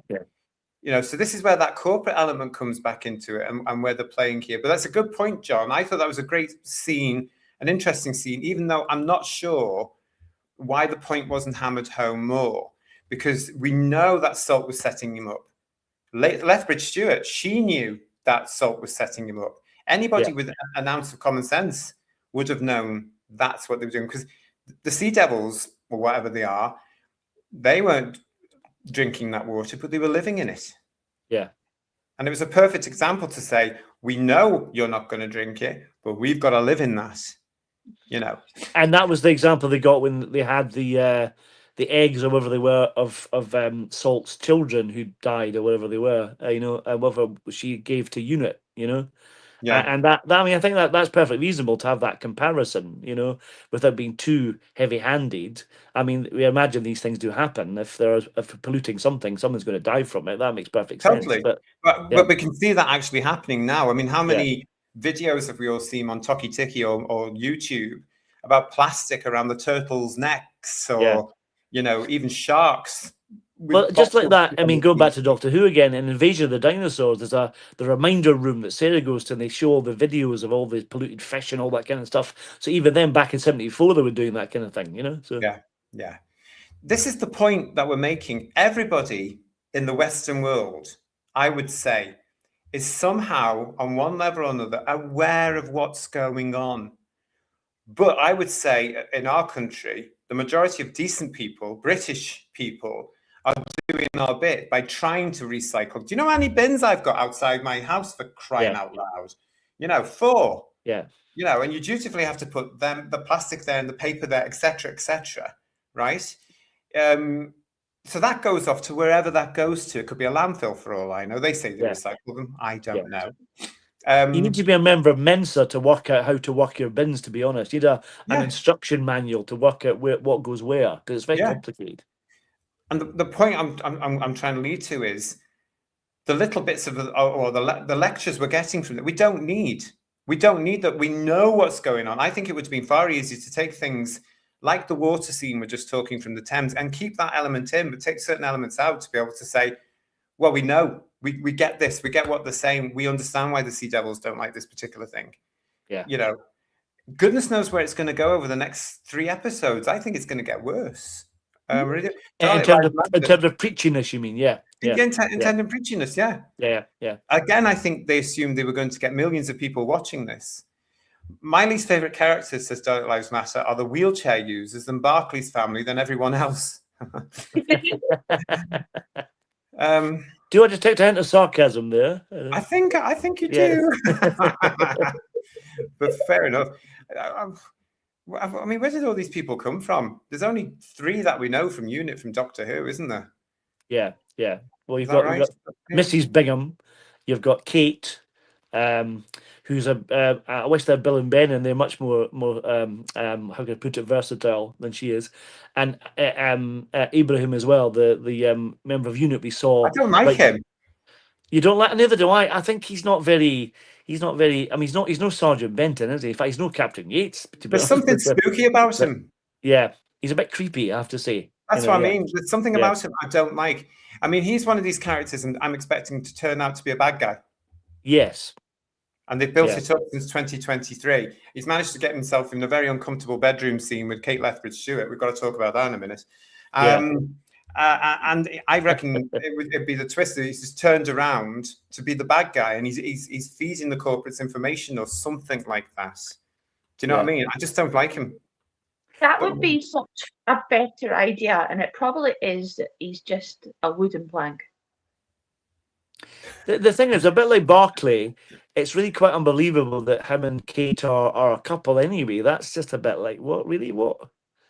I know there's someone for everyone, but I can't, they're not very believable. You know what I mean? So there is something very false about the whole thing. It's as though they were, because when it started in Doctor Who, I thought, you are kidding. You are kidding. You know, why? It's as though they were trying to make her interested. Yeah. Does that make sense? They should have cast someone else. Yeah, because she's not Kate Lethbridge-Stewart even in this. Yeah. She's not setting the television on fire, is she, really? No, even when she has really dramatic sequences that should be really powerful, just seem really kind of wishy-washy, you know? Yeah. If Michael was here, he'd be going off on the fact that it's because she can't act. Well, I'm trying to skirt around that at the moment, but yeah, I would say so. Yeah. So I don't know what you guys think about that in the chat. Let us know. See the messages between Michael and I. It was like with that. He was sending me stuff, so I can hear from the other side of the world in fizzing about this. Like I said before, she's from a dynasty of actors like Michael Redgrave, Vanessa Redgrave, a family of Redgraves, and obviously the acting gene skipped a generation, obviously. Yeah. So. Oh, you bitch. Rah, yeah, so. Yeah, she is the Redgrave family, the dynasty. Yeah. Redgrave dynasty. Yeah. So they must have been delighted in Moffat's day when they got her. Yeah. You know, because they were going for names, weren't they? John Hurt, the Redgraves, please. To be honest, I didn't think initially she was that bad. I thought she was okay. You know, but she seemed to, she's overused, but she seemed to have got worse the way she's written. Maybe because, like you say, she's been overused, so she's more sparingly in the previous episodes, so therefore you didn't maybe notice it quite so much. Yeah, I just can't take to her, and I don't. I think they've tried to build her up, especially in this spin-off Who viewers, to be the equivalent, the modern day equivalent of Alistair Gordon Lethbridge-Stewart. And from my point of view, as an old fan, no one can touch the brig. Yeah. No one. It's the brig. That's the brig. End of story. And the nearest we got to any Lethbridge-Stewart accent in classic Who was that moment Planet of Spiders with a watch. It was a present for a weekend in Brighton. That's enough. Yes, fine. That was plenty. You don't want any Brigadier canoodling with Doris. We don't want any of that. So stop it right now. But even that suggestion back in Planet of the Spiders makes the brig interesting. Yes. This affair with Ibrahim doesn't make her any more interesting than she was 2 years ago. No. It just makes it slightly sordid, doesn't it, to be honest? It doesn't feel right. It feels enforced. Yeah. It doesn't feel right. Yeah. And I don't want to see where she lives. I don't like all that. Again, it's RTT. You've got to see them at home. You've got to see them in the hall. You've got to see them in the kitchen. You've got to see them in the bedroom. I don't like it. keep that to your TQ cult crap on the other channels. It shouldn't necessarily be in Doctor Who. Yeah, it's not a soap. Yeah, that's what I can say. Doctor Who is not a soap opera, and this shouldn't be a soap opera either. Mark, you've been there waiting for us. Thank you for your super chat. RTD's writing, in inverted commas, is like those adventure books you saw as a kid. There's a monster if you run, go to page 54. If you stay, go to page 15. He's a talentless hack who plagiarized every decent idea. Well, I'm not going to argue. That sounds more interesting creatively doing that than what he did, definitely, yeah. So, but again, it's a fan thing, isn't it? Where you can do that. You know, the Make Your Own Adventure with Doctor Who books from the 80s. Remember, you can do that. It's as though they've been influenced by these sorts of things every it's now like and then. role play, like Dungeons and Dragons, that kind of thing, isn't it? A little bit that sort of idea. Yeah. Decadent Dave, I am so sorry you have to sit through 3 more episodes of this rubbish. The brilliant thing about it, Decadent Dave, is that 2 are on the same night. Well, I'm going to watch the Sunday's one and wait till our review and watch it on Thursday, so I don't get overwhelmed by crap. So, See, Paul's learning now. He's getting very on top of this, isn't he? But there we go. Yeah, you can do it that way. You can do it that way. And of course, there is a BBC 3 repeat, I think, on Tuesday nights as well, which I completely forgot about it. Look at this, and Funky 1463. Kate's Toy Boy is definitely going to sleep with the fishes by the end of episode 4, I'm betting. I think she is as well. Yeah. Oh, well, I won't lose any sleep over any of it, to be quite honest. I might get a tutor if it happens and blow a toot on my tutor if she does. Oh, would you? Okay, you blow your tutor. Yes. And Robert Payne saying to us, they employed a lad in the top secret lab without him having UK citizenship, yet unit HR is rubbish. Yeah. Yeah. I suppose I've forgotten that one from the Doctor Who series 2 where that fella got into there as well, didn't they? But they employ anybody, don't they? It's like, oh, you've met the Doctor, and you come, right? It doesn't matter if you're baddie, that's fine, and you come, it's fine. Yeah. Oh, you work for the Master, and you come, it's fine. Yeah, come in. You mess I'm waiting for Dodo to turn up, to be honest. I'm sure she's in the unit tower somewhere. Yeah, I'm sure she is. Yeah. Elvis is saying to us, if Gappa was in there would be floods of tears, clean water. That's another thing. Where is the Doctor? I'm sorry. I know it's the Doctor Light spin-off. He's not in it. But David Tennant, I saw this great video on YouTube. You ever seen it? Of what's with the Doctors around. So if David Tennant's still living in London with a family, with Noble Temples, and then Shooty's living in a hotel in the UK because he can't get back to the Time Hotel, so they're still here at this in this time frame. If this is a canon timing, you know. Oh my brain! I know, but it's like But I saw this great video of them sitting in the garden and David Tennant's covered in rubbish coming down from the apocalypse of the plastic, and likewise with Shooty, he's in the hotel with that woman, and outside the window you can see all the crap coming down. So it's like I thought it was wonderful. Very clever. You're right, and whoever did that video is right, because that would happen. Yeah. And yet the 2 of them would sit on their arse, not wanting to come and help. Oh no, let them sort it out themselves. I've got the TV Times to read. Yeah, that's not the Doctor, is it? He'd be in there sorting it out, you know. But Humans Call Me Steve is saying, I think that Ibrahim love scene is so that they can kill him off later in the series. Okay. Again, if that's the case, Humans Call Me Steve, I reckon it would be to try and make her as interesting as possible to give us some sort of emotional breakdown. You're going to have to stab Gemma Redgrave to make her cry, because I don't know how else you're going to do it. Allegedly. Oof. Yeah, allegedly. Beg your pardon, yes. Lex is saying to us for a super chat here, Kate Stewart's boyfriend could be the Master. There's no way the Master's turning up into this. They can't. That'd be silly. That'd be silly. I mean, it's all about the Homo Acro, as we are supposed to call it. Bugger off. The Sea Devils. G Gray 50. Let's face it, Kate and Ibrahim aren't played by the best of actors. See, nobody's arguing. Nobody's arguing. The wooden tops are more versatile. So I used to Google that, Kirsty, if you want to. Spotty dog. Derek Hart's just joined us. Good to see you, Derek. How are you?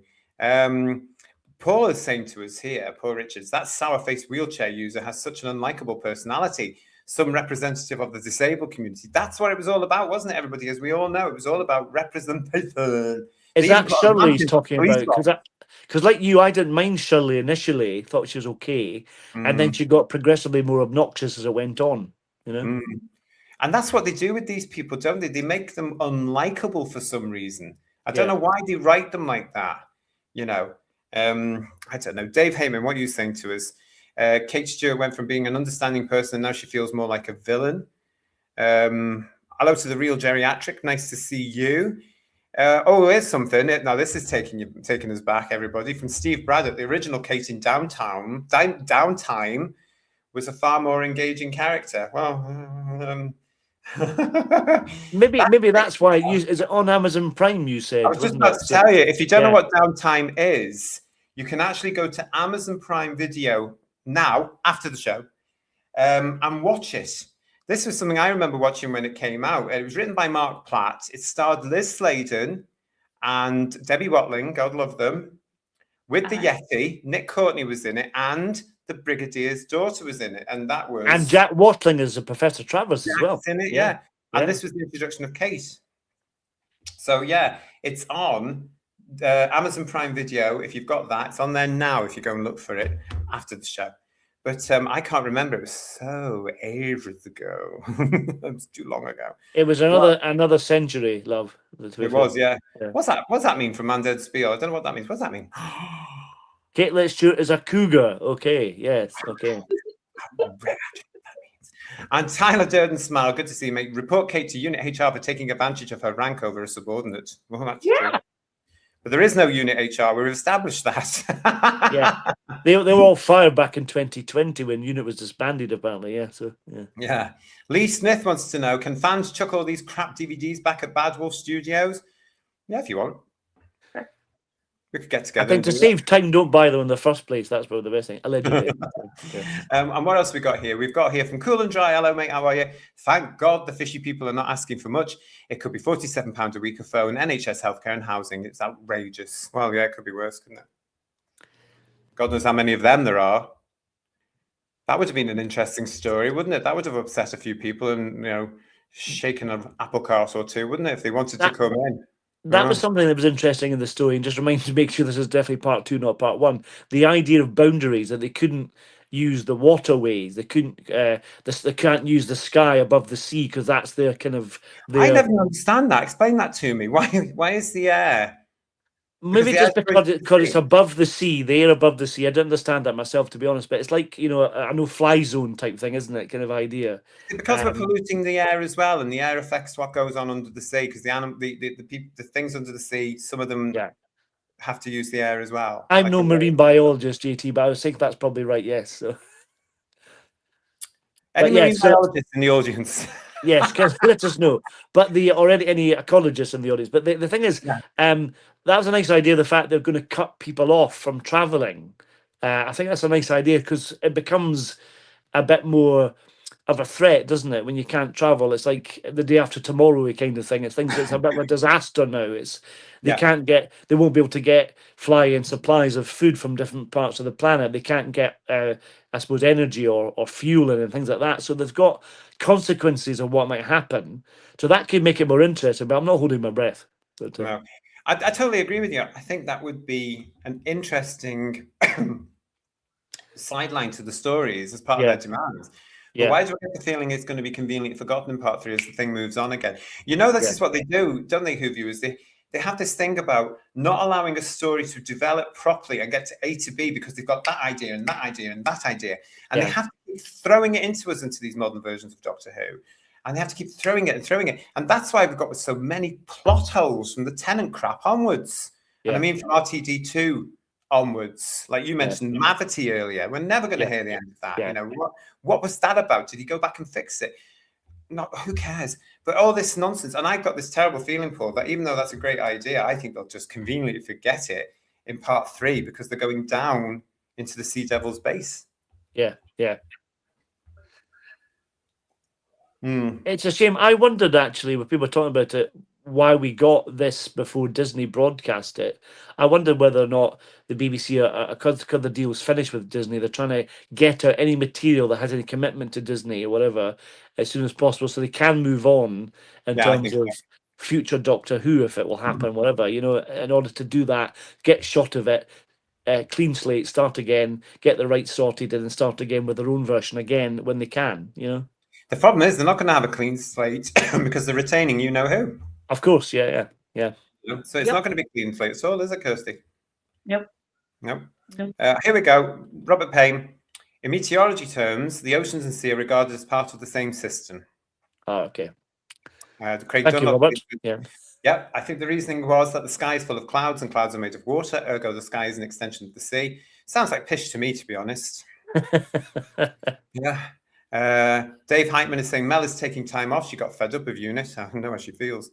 Yeah. What else have we got here as well? Yeah, lots of you in the chat with us tonight. Thank you so much for joining us. I really, really, really, really appreciate it. PT Muzak saying to us, it's like the air above countries is the country's airspace. Not anymore. Not anymore. And Jess Corbin saying to us, oceans are Earth's vast, deep, interconnected bodies of salt water, while the seas are simpler, are smaller, shallower, and typically found where oceans meet the land. You're all very clever in the chat.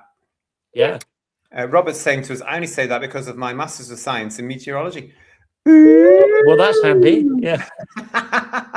That's brilliant. Thank you so much. Yeah. Keep that going. Remember that the next episode, Robert was telling us, that 5 miles deep is beyond the crush depth for animals. That's the other thing, because in this episode, she says it's the cliffhanger, doesn't she? You will meet us at these coordinates. The unit staff are all going, oh, where is this? Where is this? It takes them a couple of minutes to put it together. And it's in one of the largest caverns, or whatever they call it, in the ocean, in our oceans. And I immediately thought, well, how are they going to do that? Because they'll spontaneously combust, won't they? They're not going to get down there.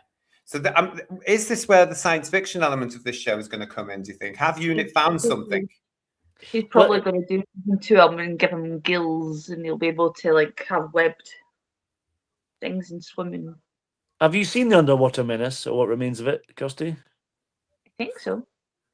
Because Polly almost gets turned into a fish, so maybe that'll happen. Who knows? Yeah, we'll return to that. So look at the things here, and you'll be able to. Yeah. Like the Man from Atlantis. Google that one as well. Like the Man from Atlantis, exactly. Yes. Exactly. I used to love that.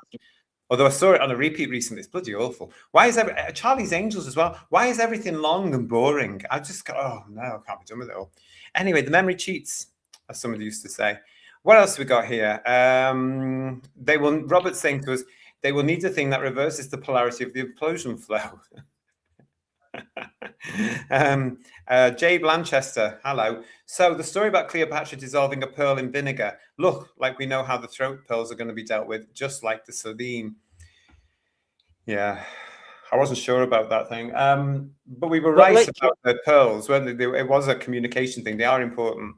Like you said, predictably, JT, and I'll chat have you the other day there, I think they'll do what they always do and blow them up. You know, so it's yeah.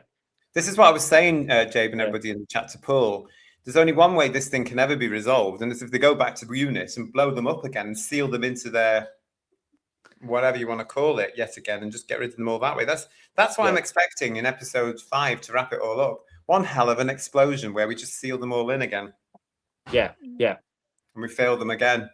Because where else can you go? What else can you do with them apart from have them win?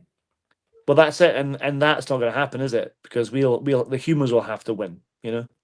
Yeah, because that's the way it is, isn't it? Otherwise, it becomes like Planet of the Apes, doesn't it? To be honest. It will be LTD's version of Splash, says Tyler Durden. Smile. Keyring of Razalon, good to see you. It's the third deepest trench. No, they won't combust. They'd compress, if anything. But this is sci-fi, so technology, human or sea people, will sort it out. I'm hoping there's a sci-fi element into this. I would love them to be able to bring something out of the unit Black Archive or whatever it was called, and say, we've got this from such and such, you know. But why did the initial... I've got this here. Why do the initial pictures of the next episode, which is called The Deep, remind me of that one, The Well? Yeah. Oh, it does, doesn't it? Yeah. Are the costumes, the kind of underwater spacesuits or whatever they are, kind of diving suits a bit like that? I mean, similar costumes, are they? Or maybe it's just the lighting. Yeah. It could just be the lighting, but it reminds me of The Well, everybody. And I just thought, oh, we've been here before. And yet this is supposed to be the Sea Devil's world. So for me, if we compare that at the time we actually saw the Silurians world last time in The Hungry Earth with Matt Smith, it was bright, it was colourful. It was plants, it was tropical type things. I imagined it would be. This one just looks bloody dull. It just looks like, I don't know. You expect Ariel from The Little Mermaid to turn up at any minute, don't you? Do you know what I mean? Or Angela Lansbury to go past or something, kind of thing. Yeah, but even Bedknobs and Broomsticks, it was quite colourful. Yeah, it was. Yeah. But we'll find out on Thursday, won't we? On Sunday, rather, everybody. And we'll be back on Monday to talk about it, of course. Right, so listen, you'll all know by now, the Wokeometer is back as part of our shows for this, the war between the land and the sea. If you're new to us, what the Wokeometer is a brilliant piece of kit, a really expensive bit of AI that my uncle Sidney put together for the launch of the David Tennant and Ncuti Gatwa eras. Yes, it's proved itself every week when we do this, because what happens, it listens to us, what we're saying, it listens to what you guys in the chat are saying, and it's also watched the episode. And then it comes up and it tells us out of 10 how woke the show was. I know this upsets a certain minority because I get the messages. Don't care, it's just for fun. Get a life. Jesus. Do you know what I mean? So let's see, shall we, Paul? What are we going to say? I was going to say, unfortunately, due to the wokeness of the last two series, Uncle Sidney's had to repair it many times, hasn't he? So, yeah, but we've got plenty of elastic bands and blue tack. So it's worked. And, that Angel Delight works wonders. So everybody, are you ready, everybody? Here we go. As the Wokeometer brings to you its score for part 2 of the war between the land and the sea, Plastic Apocalypse.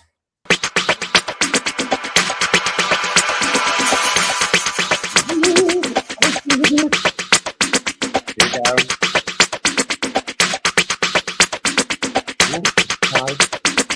Episode 1 got 7, everybody, don't forget. Oh, okay. Oh. It's given it an 8 out of 10, everybody. An 8 out of 10. What do you reckon to that, guys? That's pretty fair. I reckon by episode 5 it'll be broken again. But yeah, I think that's fair. Wouldn't you say, Kirsty? Yeah. That's yeah. I'm thinking by episode 5, we're gonna have to be shown by Uncle Sidney where it's hurt on the machine, where the bad people have touched it. We're gonna have to do that. Oh gosh, yeah. It could be building up for this, but 8 for the non-binary element. I would imagine the plastic element as well being being reused from other stuff. So there we go. What you're saying in Mudcrab 3420. Speaking of science, how is that big water tube meant to work? Water doesn't flow uphill. It needs to be forced. Well, it's like the flumes, like I said before. I quite like that element. Yeah. So yay. Decadent Dave said the Wokeometer is off the charts. Not yet, it isn't. Let's see where it goes. Let's see where it goes over the next few times. Frankie Standard says Captain Kremen was better than this and more camp. Captain Kremen with the late great Kenny Everett, of course. Yeah, I don't know about that. I don't know if I want any more camp Doctor Who. I couldn't deal with it anymore. Sorry. It's one of the reasons I don't want RTD anywhere near our favourite show. He's got to go, as far as I'm saying. Hashtag sack RTD. Yes, please. I've got something about that, haven't I? I've got one of my little. Didn't I have a little thing? Or maybe I did, and maybe I didn't. Oh yes, there it is. This here. Thank you for watching Whose Views. Hashtag sack RTD. Don't forget, if you want to get in touch with us, you can via our email address. There it is there for you on the scroller. whosviews1@gmail.com. We've also got our Instagram page, which this one down here, Lady of the Chat runs. And we have a Facebook page as well. And thank you for everyone that's joined us. I know we've had increased numbers over the last week. So thank you so much for that. Come and join us and stay with us as we move into the new year, 2026 with us anyway. The only camp Doctor Who anybody needs is Deltron the Bannerman, says Funky 1463. Yeah. Yeah. What else we got then for you? I've got some comments here, if I may. Now, Jodie and Emilio couldn't join us tonight because they've both got other commitments. But they have sent comments. And I'd like to share them with you at this point now, if I may, if that's all right with you all, everybody, because they had a lot to say. They really did have a lot to say. So let me just get my notes up here. Talk amongst yourselves for a minute. Here we go. Emilio was saying, this episode, Plastic Apocalypse, gives us endless negotiation scenes. I said to myself, I'm sure I've already seen this scene before. Felt like I was watching the same scene on repeat. Eventually it blows up into chaos, but by that point you've mentally checked out. And as for that romance between Kate and Ibrahim, it's pure cringe. So painfully awkward, it borders on the unwatchable. There's no chemistry. It feels like someone forced two co-workers to act out a love scene. Well, they did, I suppose. The Sea Devils' entire argument also collapses under basic logic. They lecture humanity for polluting the oceans, yet they wield technology powerful enough to clean the entire planet's oceans in minutes. If they can tidy up the sea that quickly, why are they even negotiating with humans? They might as well add a monthly or annual cleanup to their calendar.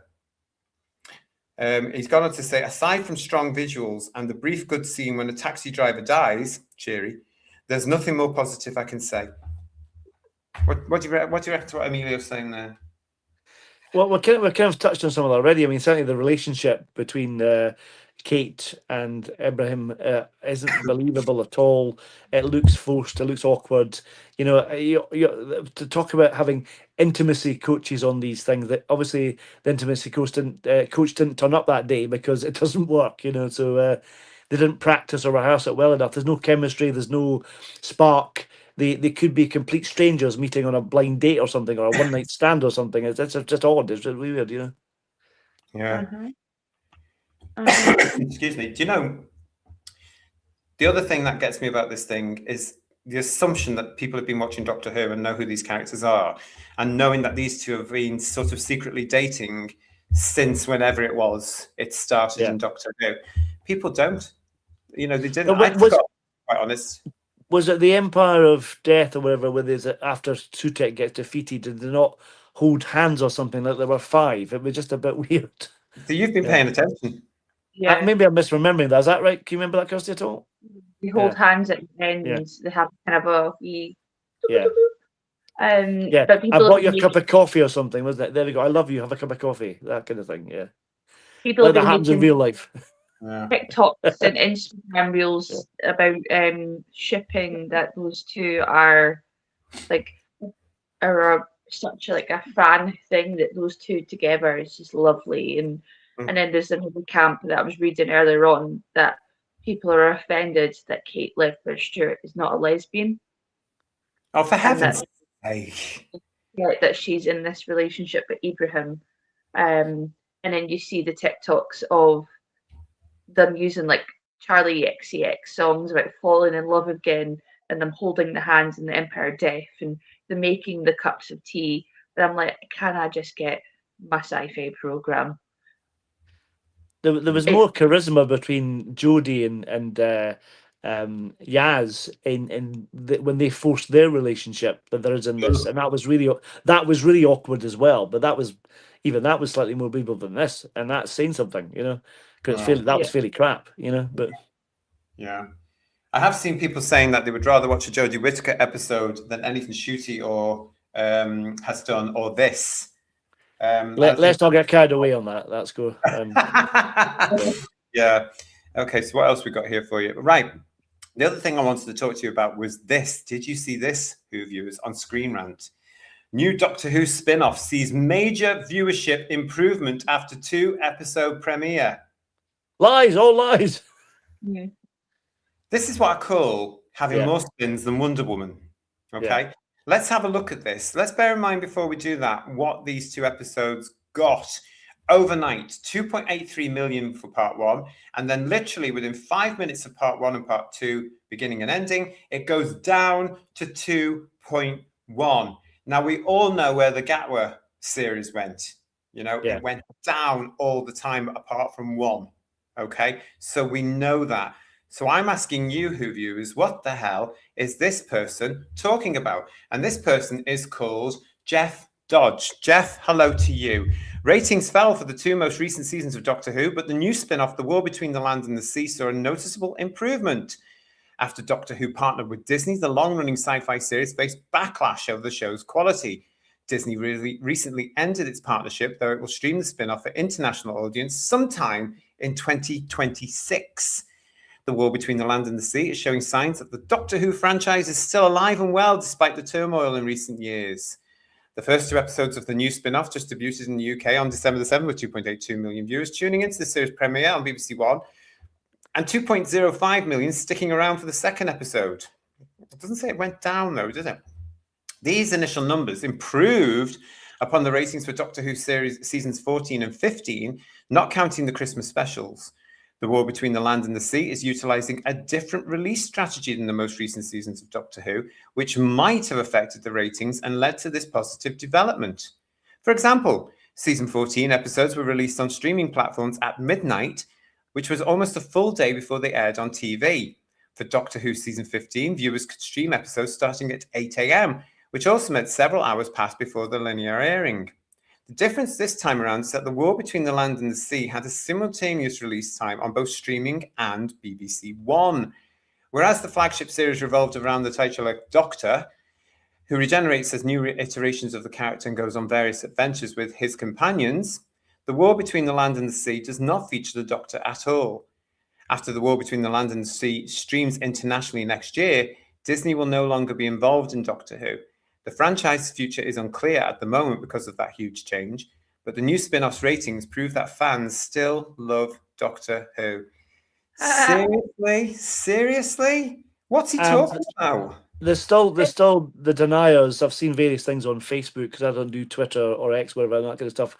But I've already seen people saying these are quite good figures. We don't watch drama like this anymore. Blah blah blah blah blah. You know, it's like So as you said on the first episode, JT, about Traitors getting 15 million, if you do produce a good show, you've got a good audience. But there's not the appetite for it. You know, even other dramas like what's the one Line of Duty that got massive audiences as well. You know, if you produce a good show, you'll get a good audience. So it's Unforgotten on ITV. Yeah, getting big figures. All Creatures Great and Small has done very well for Channel 5. Hence why it keeps getting renewed for the next 3 series, you know? And rumours of a movie. Downton, of course, got huge figures through that period where everything was changing and then got 3 films. You know, I always ask this question, actually, Who Views.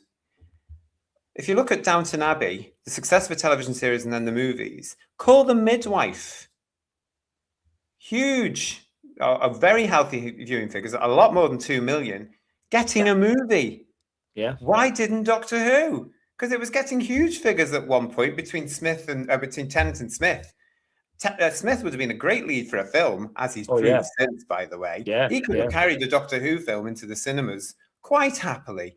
Easily. So what went wrong? Why did Downton, which I love, and Call the Midwife, which I don't know, why have they had huge success in them films? I'm going off on a tangent. I'm doing a poll, but you know, I just and yet all they were concerned about was, we've got to have spin-offs, and what did we get? Class, and now this.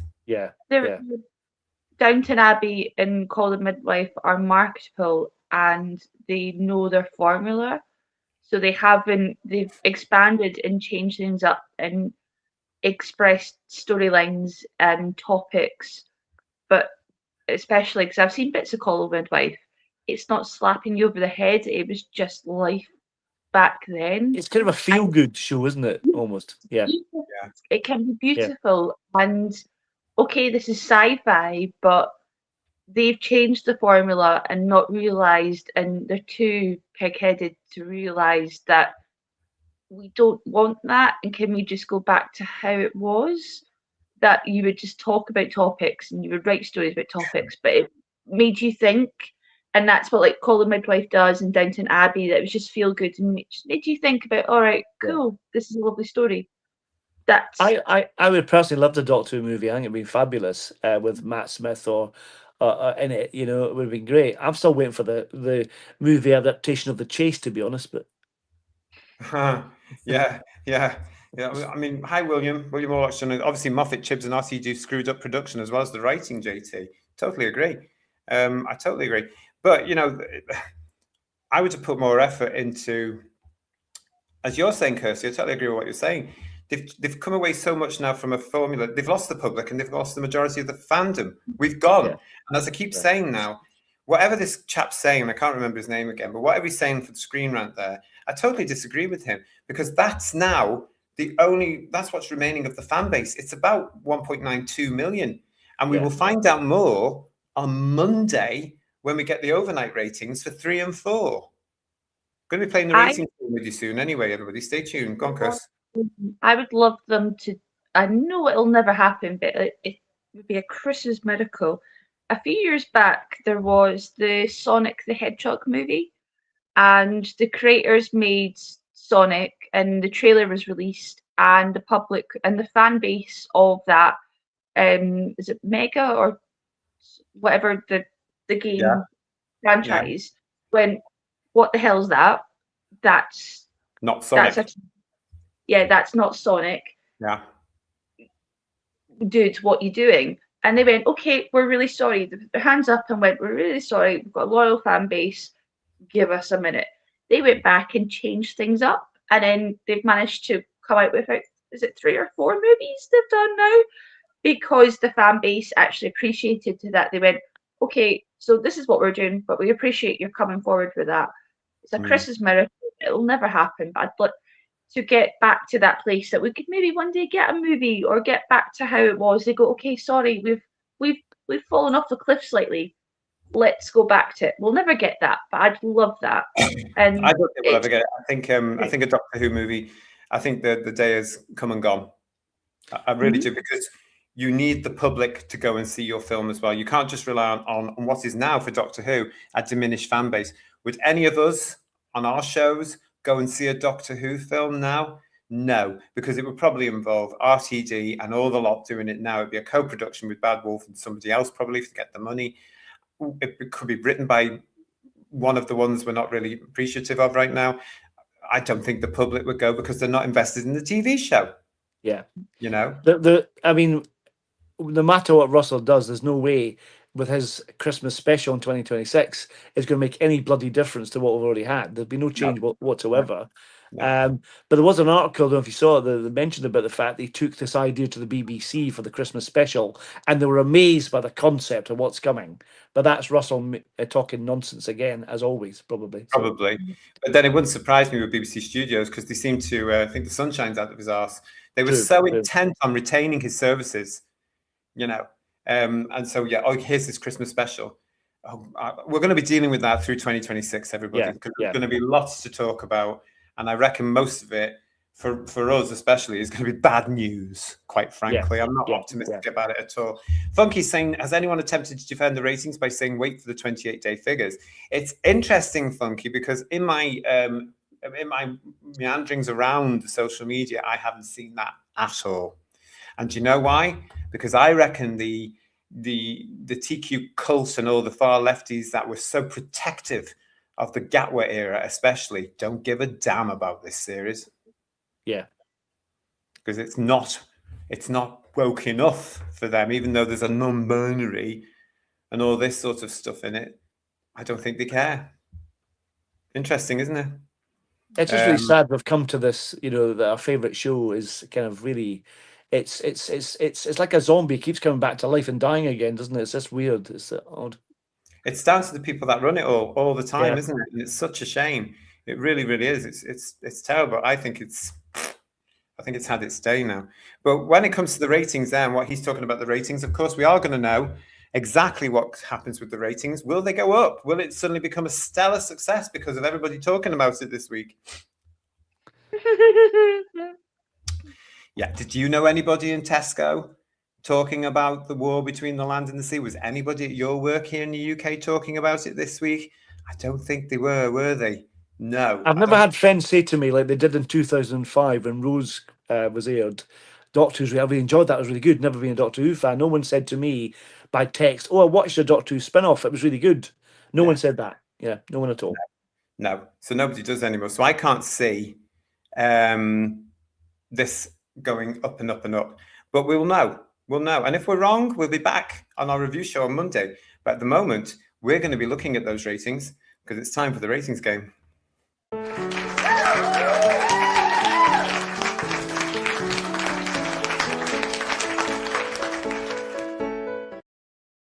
Yes, it is. This is where we on the panel and you in the chat, if you want to play in the chat, guess the ratings, the overnight ratings, for the next episode of the show. Now, of course, we are talking here about episode 3, which is called The Deep, and episode 4, which is called The Witch of the Waterfall.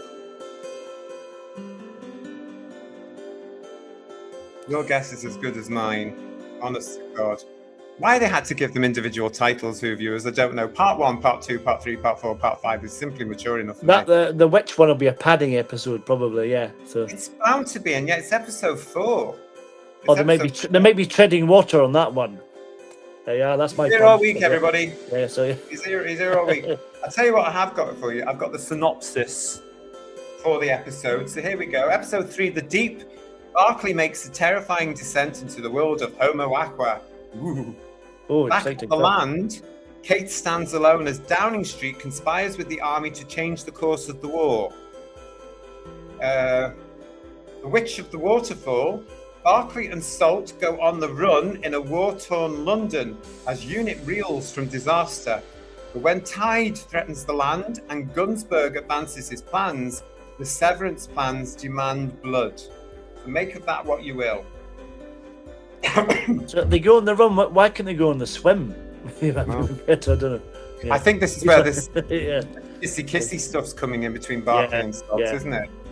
Well, depending on if he does come out as gay, if the character comes out as gay, then he can decide which side the fence he's on, depending on which mood Salt's in. To be fair, yeah. So, yeah.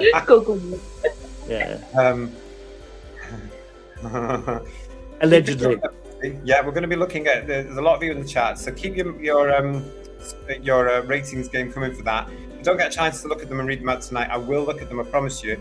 I want to start with Emilio, who of course isn't with us tonight. He's going to go for The Deep, which is part 3, 2.1, which is the overnight that part 2 got. And then he's going to go for part 4, The Witch of the Waterfall, to 1.8. Ooh. Jodie is straight in there with part 3 at 1.7. And then she's going for The Witch in the Waterfall part 4 to 1.45. There you go. Was she impressed with the first 2? No. She wasn't. So Paul, what are you going to give part 3 The Deep first? Is it worth me bothering? I don't know, but I'm going to say Never gets it right. I'm gonna bring it up a little bit because maybe my original estimate was a bit unreasonable. So I'm gonna say because it got 2.1 for episode 2, I'm gonna go to 1.9 for episode 3. Right. For episode 4, I think it will take a dip again. I'm gonna go to 1.5 for episode 4. Ooh, good. Okay. Thank you, Paul. Kirsty, what are you gonna give part 3? I would say the first episode because it's straight after the Strictly results, so maybe the TV will be left on 2.2. So we'll get ratings by default then. Yeah. Yeah. So. Before. Yeah. Yeah. Semi-finals. We're coming up to Christmas. People are just going to be falling asleep, leave the TV on. So I'd say maybe 2.2. 2.2 for part 3, yeah. And then for part 4, 2.0. 2.0. Okay, so you're going quite high actually with the 2 parts. Well done. You're thinking it's going to She stay secretly around. likes it, that's what she's saying.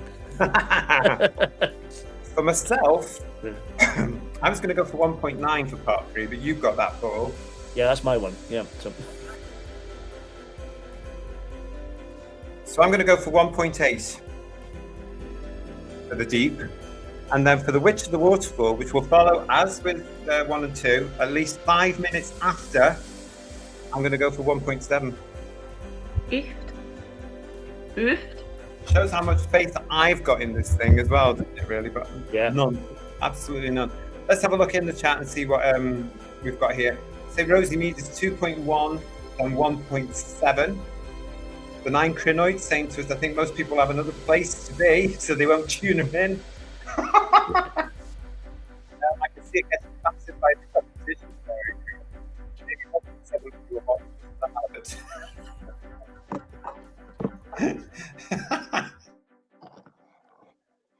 It's made me cough. Well done. That's brilliant. I really like that. Derek Hart is saying 1.6 and then 1.1 million. Killbot Kill is going 0.95, then 0.8. Woo! Stephen Griffiths is saying 1.9 and 1.5. So same as you, Paul. Yeah, that's good. Same as you. Great minds think alike, or fools seldom differ. I think that's the expression. Steve Henley saying 2.2, then 1.9. And Jess is appreciating Benign Crinoid's poetry there. Yep, there's quite a few in here. Well, thank you for that. Paul Ashworth, 1.9, then 1.6. That's a hell of a drop. PT Muzak saying 3.2. Oh no, part 3, 2 million. Part 4, 1.5 million. That was close. Yes. Driftwood Entertainment, 1.7 and 1.2 after that. Yeah. Lex, what are you saying to us, Lex? Julianne is there, 1.8 for episode 3, 1.5 for episode 4. Funky is saying to us 1.5 for part 3, going down to 1.2. We have no faith in this spin-off. None of us here on Who's Views. Such a shame. And it's now not just a hangover, I think, guys, from the Gatwa stuff like we had on Monday. This is us looking at it and taking time to digest what they gave us. Gray, 1.88, 1.67. Dalek Lives Matter, 2.0, the 1.9. And 1.9 and 1.6 from Tyler Durden Smile. We've learned from the Shooty Gatwa stuff, it can do this. It can. And Matt Ensfield saying to us 2.05, then 1.89. Again, a hell of a drop. Like you were saying though, if that's the core audience of the Doctor Who audience, then it might just stay at that, and stay at that level all the way through it, potentially. Yeah, I reckon it will. I think it will. I think it's going to be around about that late, just under 2 million mark, but we will soon see. Make sure you tune in with us for our review of The Deep on Monday here on Who's Views at 8 o'clock live.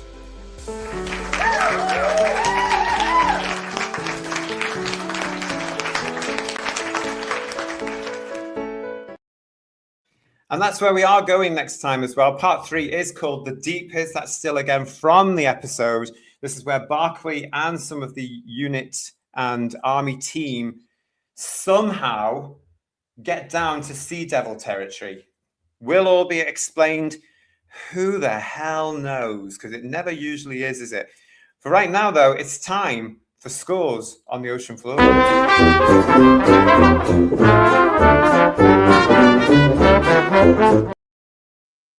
Okay, so you guys in the chat, if you want to start putting in your scores on the ocean floor out of 10 now in the chat, that's great. I will just remind you of what part 1 of this story got. Homo Aqua, there were 6 of us on the panel, so 60 points were at grabs.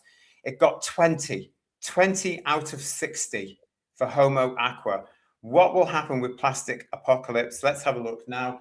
I do have the details from Emilio and Jody as well, but I'm going to go to you, Paul, first. What are you going to give the Plastic Apocalypse out of 10? Again, the thing about this episode was a bit like part 1, really. It wasn't particularly memorable. There were little moments in it I quite liked. I think I actually prefer this episode to the first one because we got past the setup a little bit. But I still found the characters not very engaging. So it's still difficult. Visually, I think it looks good in places. Certainly the dropping of all the rubbish and stuff was great. But I'm going to probably give it a 4. Yeah. You're giving that 4 out of 10. Yeah. Kirst? I have to agree with my esteemed Paul that there's some very good visions. Thank you. But I'm going to have to give it a 3 out of 10 because I'm still having nightmares of that kissy scene between Kate and Ibrahim. You can never unsee that, can you? That's a problem. Yeah. So. Yeah. Yeah. I get you on that one. So you're going to give this. Sorry, Kirsty. What did you say? 3? Yeah. Yeah. Yeah. From my point of view, I'll go to Emilio first. Emilio, after what he said and what I read out before, is giving this 2. Ooh. And so is Nice. Jodie. 2. Oh. She's given that 2 as well. So yeah, Jodie was given this particular episode 2 because she wasn't fond of it at all either. I have to agree with you, Kirst. I didn't like that scene that tries to give Kate a little bit of a character. Didn't like it at all. I just thought didn't do anything for it, did it? I really didn't. Oh, what please? It doesn't add anything. As Funky is saying, who knows and who cares? That was the whole episode, really. For part 2, I just thought, oh God, what's this? It was a struggle, I think, to get through it as well because it just seemed so predictable. And I'm not interested in Barclays' bloody family, and I'm certainly not interested if the girl is allegedly non-binary. That just takes me out of it all at all because that's just science fiction going far too far as far as I'm concerned. I think it was hard watching 2 back to back. I found particularly that's what made it more difficult. I think. Yeah, you could be right, but would I have gone on to watch it the following week? Well, I would have done because we're doing it for this show. But would I have remembered to do it? No, because I was like with Doctor Who. I didn't even remember that the main show was on the Saturday night. I kept forgetting, thinking, I have to do the graphics, I have to get this ready. Had this been over 5 nights, as I was led to believe a couple of years ago, it would have been like Monday, Tuesday, Wednesday, Thursday, Friday, if it had been a massive success, and it would have been event television like Children of Earth. That might have been easier. But again, the cliffhangers not that great, are they? They're not going to want to bring you back. I would have struggled at 5 nights of the week with that. Honestly, I really would have. Whereas Children of Earth, I quite like that kind of build up. Yeah. It goes down to tone again, doesn't it? I'm going to give this 3. I'm with Kirsty on this. Right, let's have a look and see what they're saying in the chat. What are your scores on the ocean floor? Arjon is saying, great show, guys. Well, thank you, Arjon. And thank you, everybody, for bearing with me through this dry throat thing I've got going on, which is all I need right now. But there we go. Lex is with us. 0 out of 10. This end of the BBC Sci-Fi plus BBC are now afraid of Netflix buying Warner Brothers and DC Comics. I think everybody should be afraid of Netflix buying it, to be quite honest. Too big, far too soon, too controlling. And look at some of their output. Bloody hell. What else we got here? Let's have a look. Oh, yeah, there we go. Paul Ashworth, 3. John Booth, 1. Dalek Lives Matter, 2. Paul Richards, 2. Marie UK saying, I haven't seen it, don't need to, 0. Ooh, fabulous.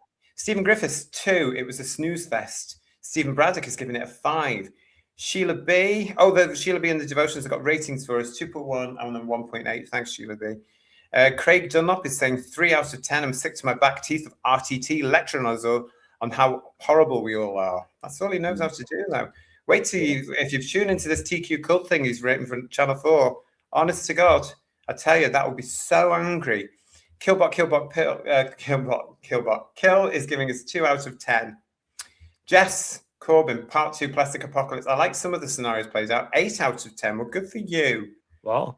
Good for you. Matt and Spiel, see you soon. Thank you for joining us. John, 2 out of 10. And that's just for Joshua Sinclair Evans as the male version of Salt. Okay. Richard is saying, I would say 2 out of 10 as well. Funky is saying to us 1 out of 10. It's a shame after the possible promise of something okay from part 1. PT Muzak, I gave part 1 5 due to the production and behind the scenes crew, but part 2 4. Jess is saying to us, Salt was excellent and no, Salt was not trans. She was possessed by Tide, who was capable of taking her over. Possession, their powers are terrifying. Well, we'll soon know because we don't know that was Tide, because Tide, as Paul pointed out, is a different actor.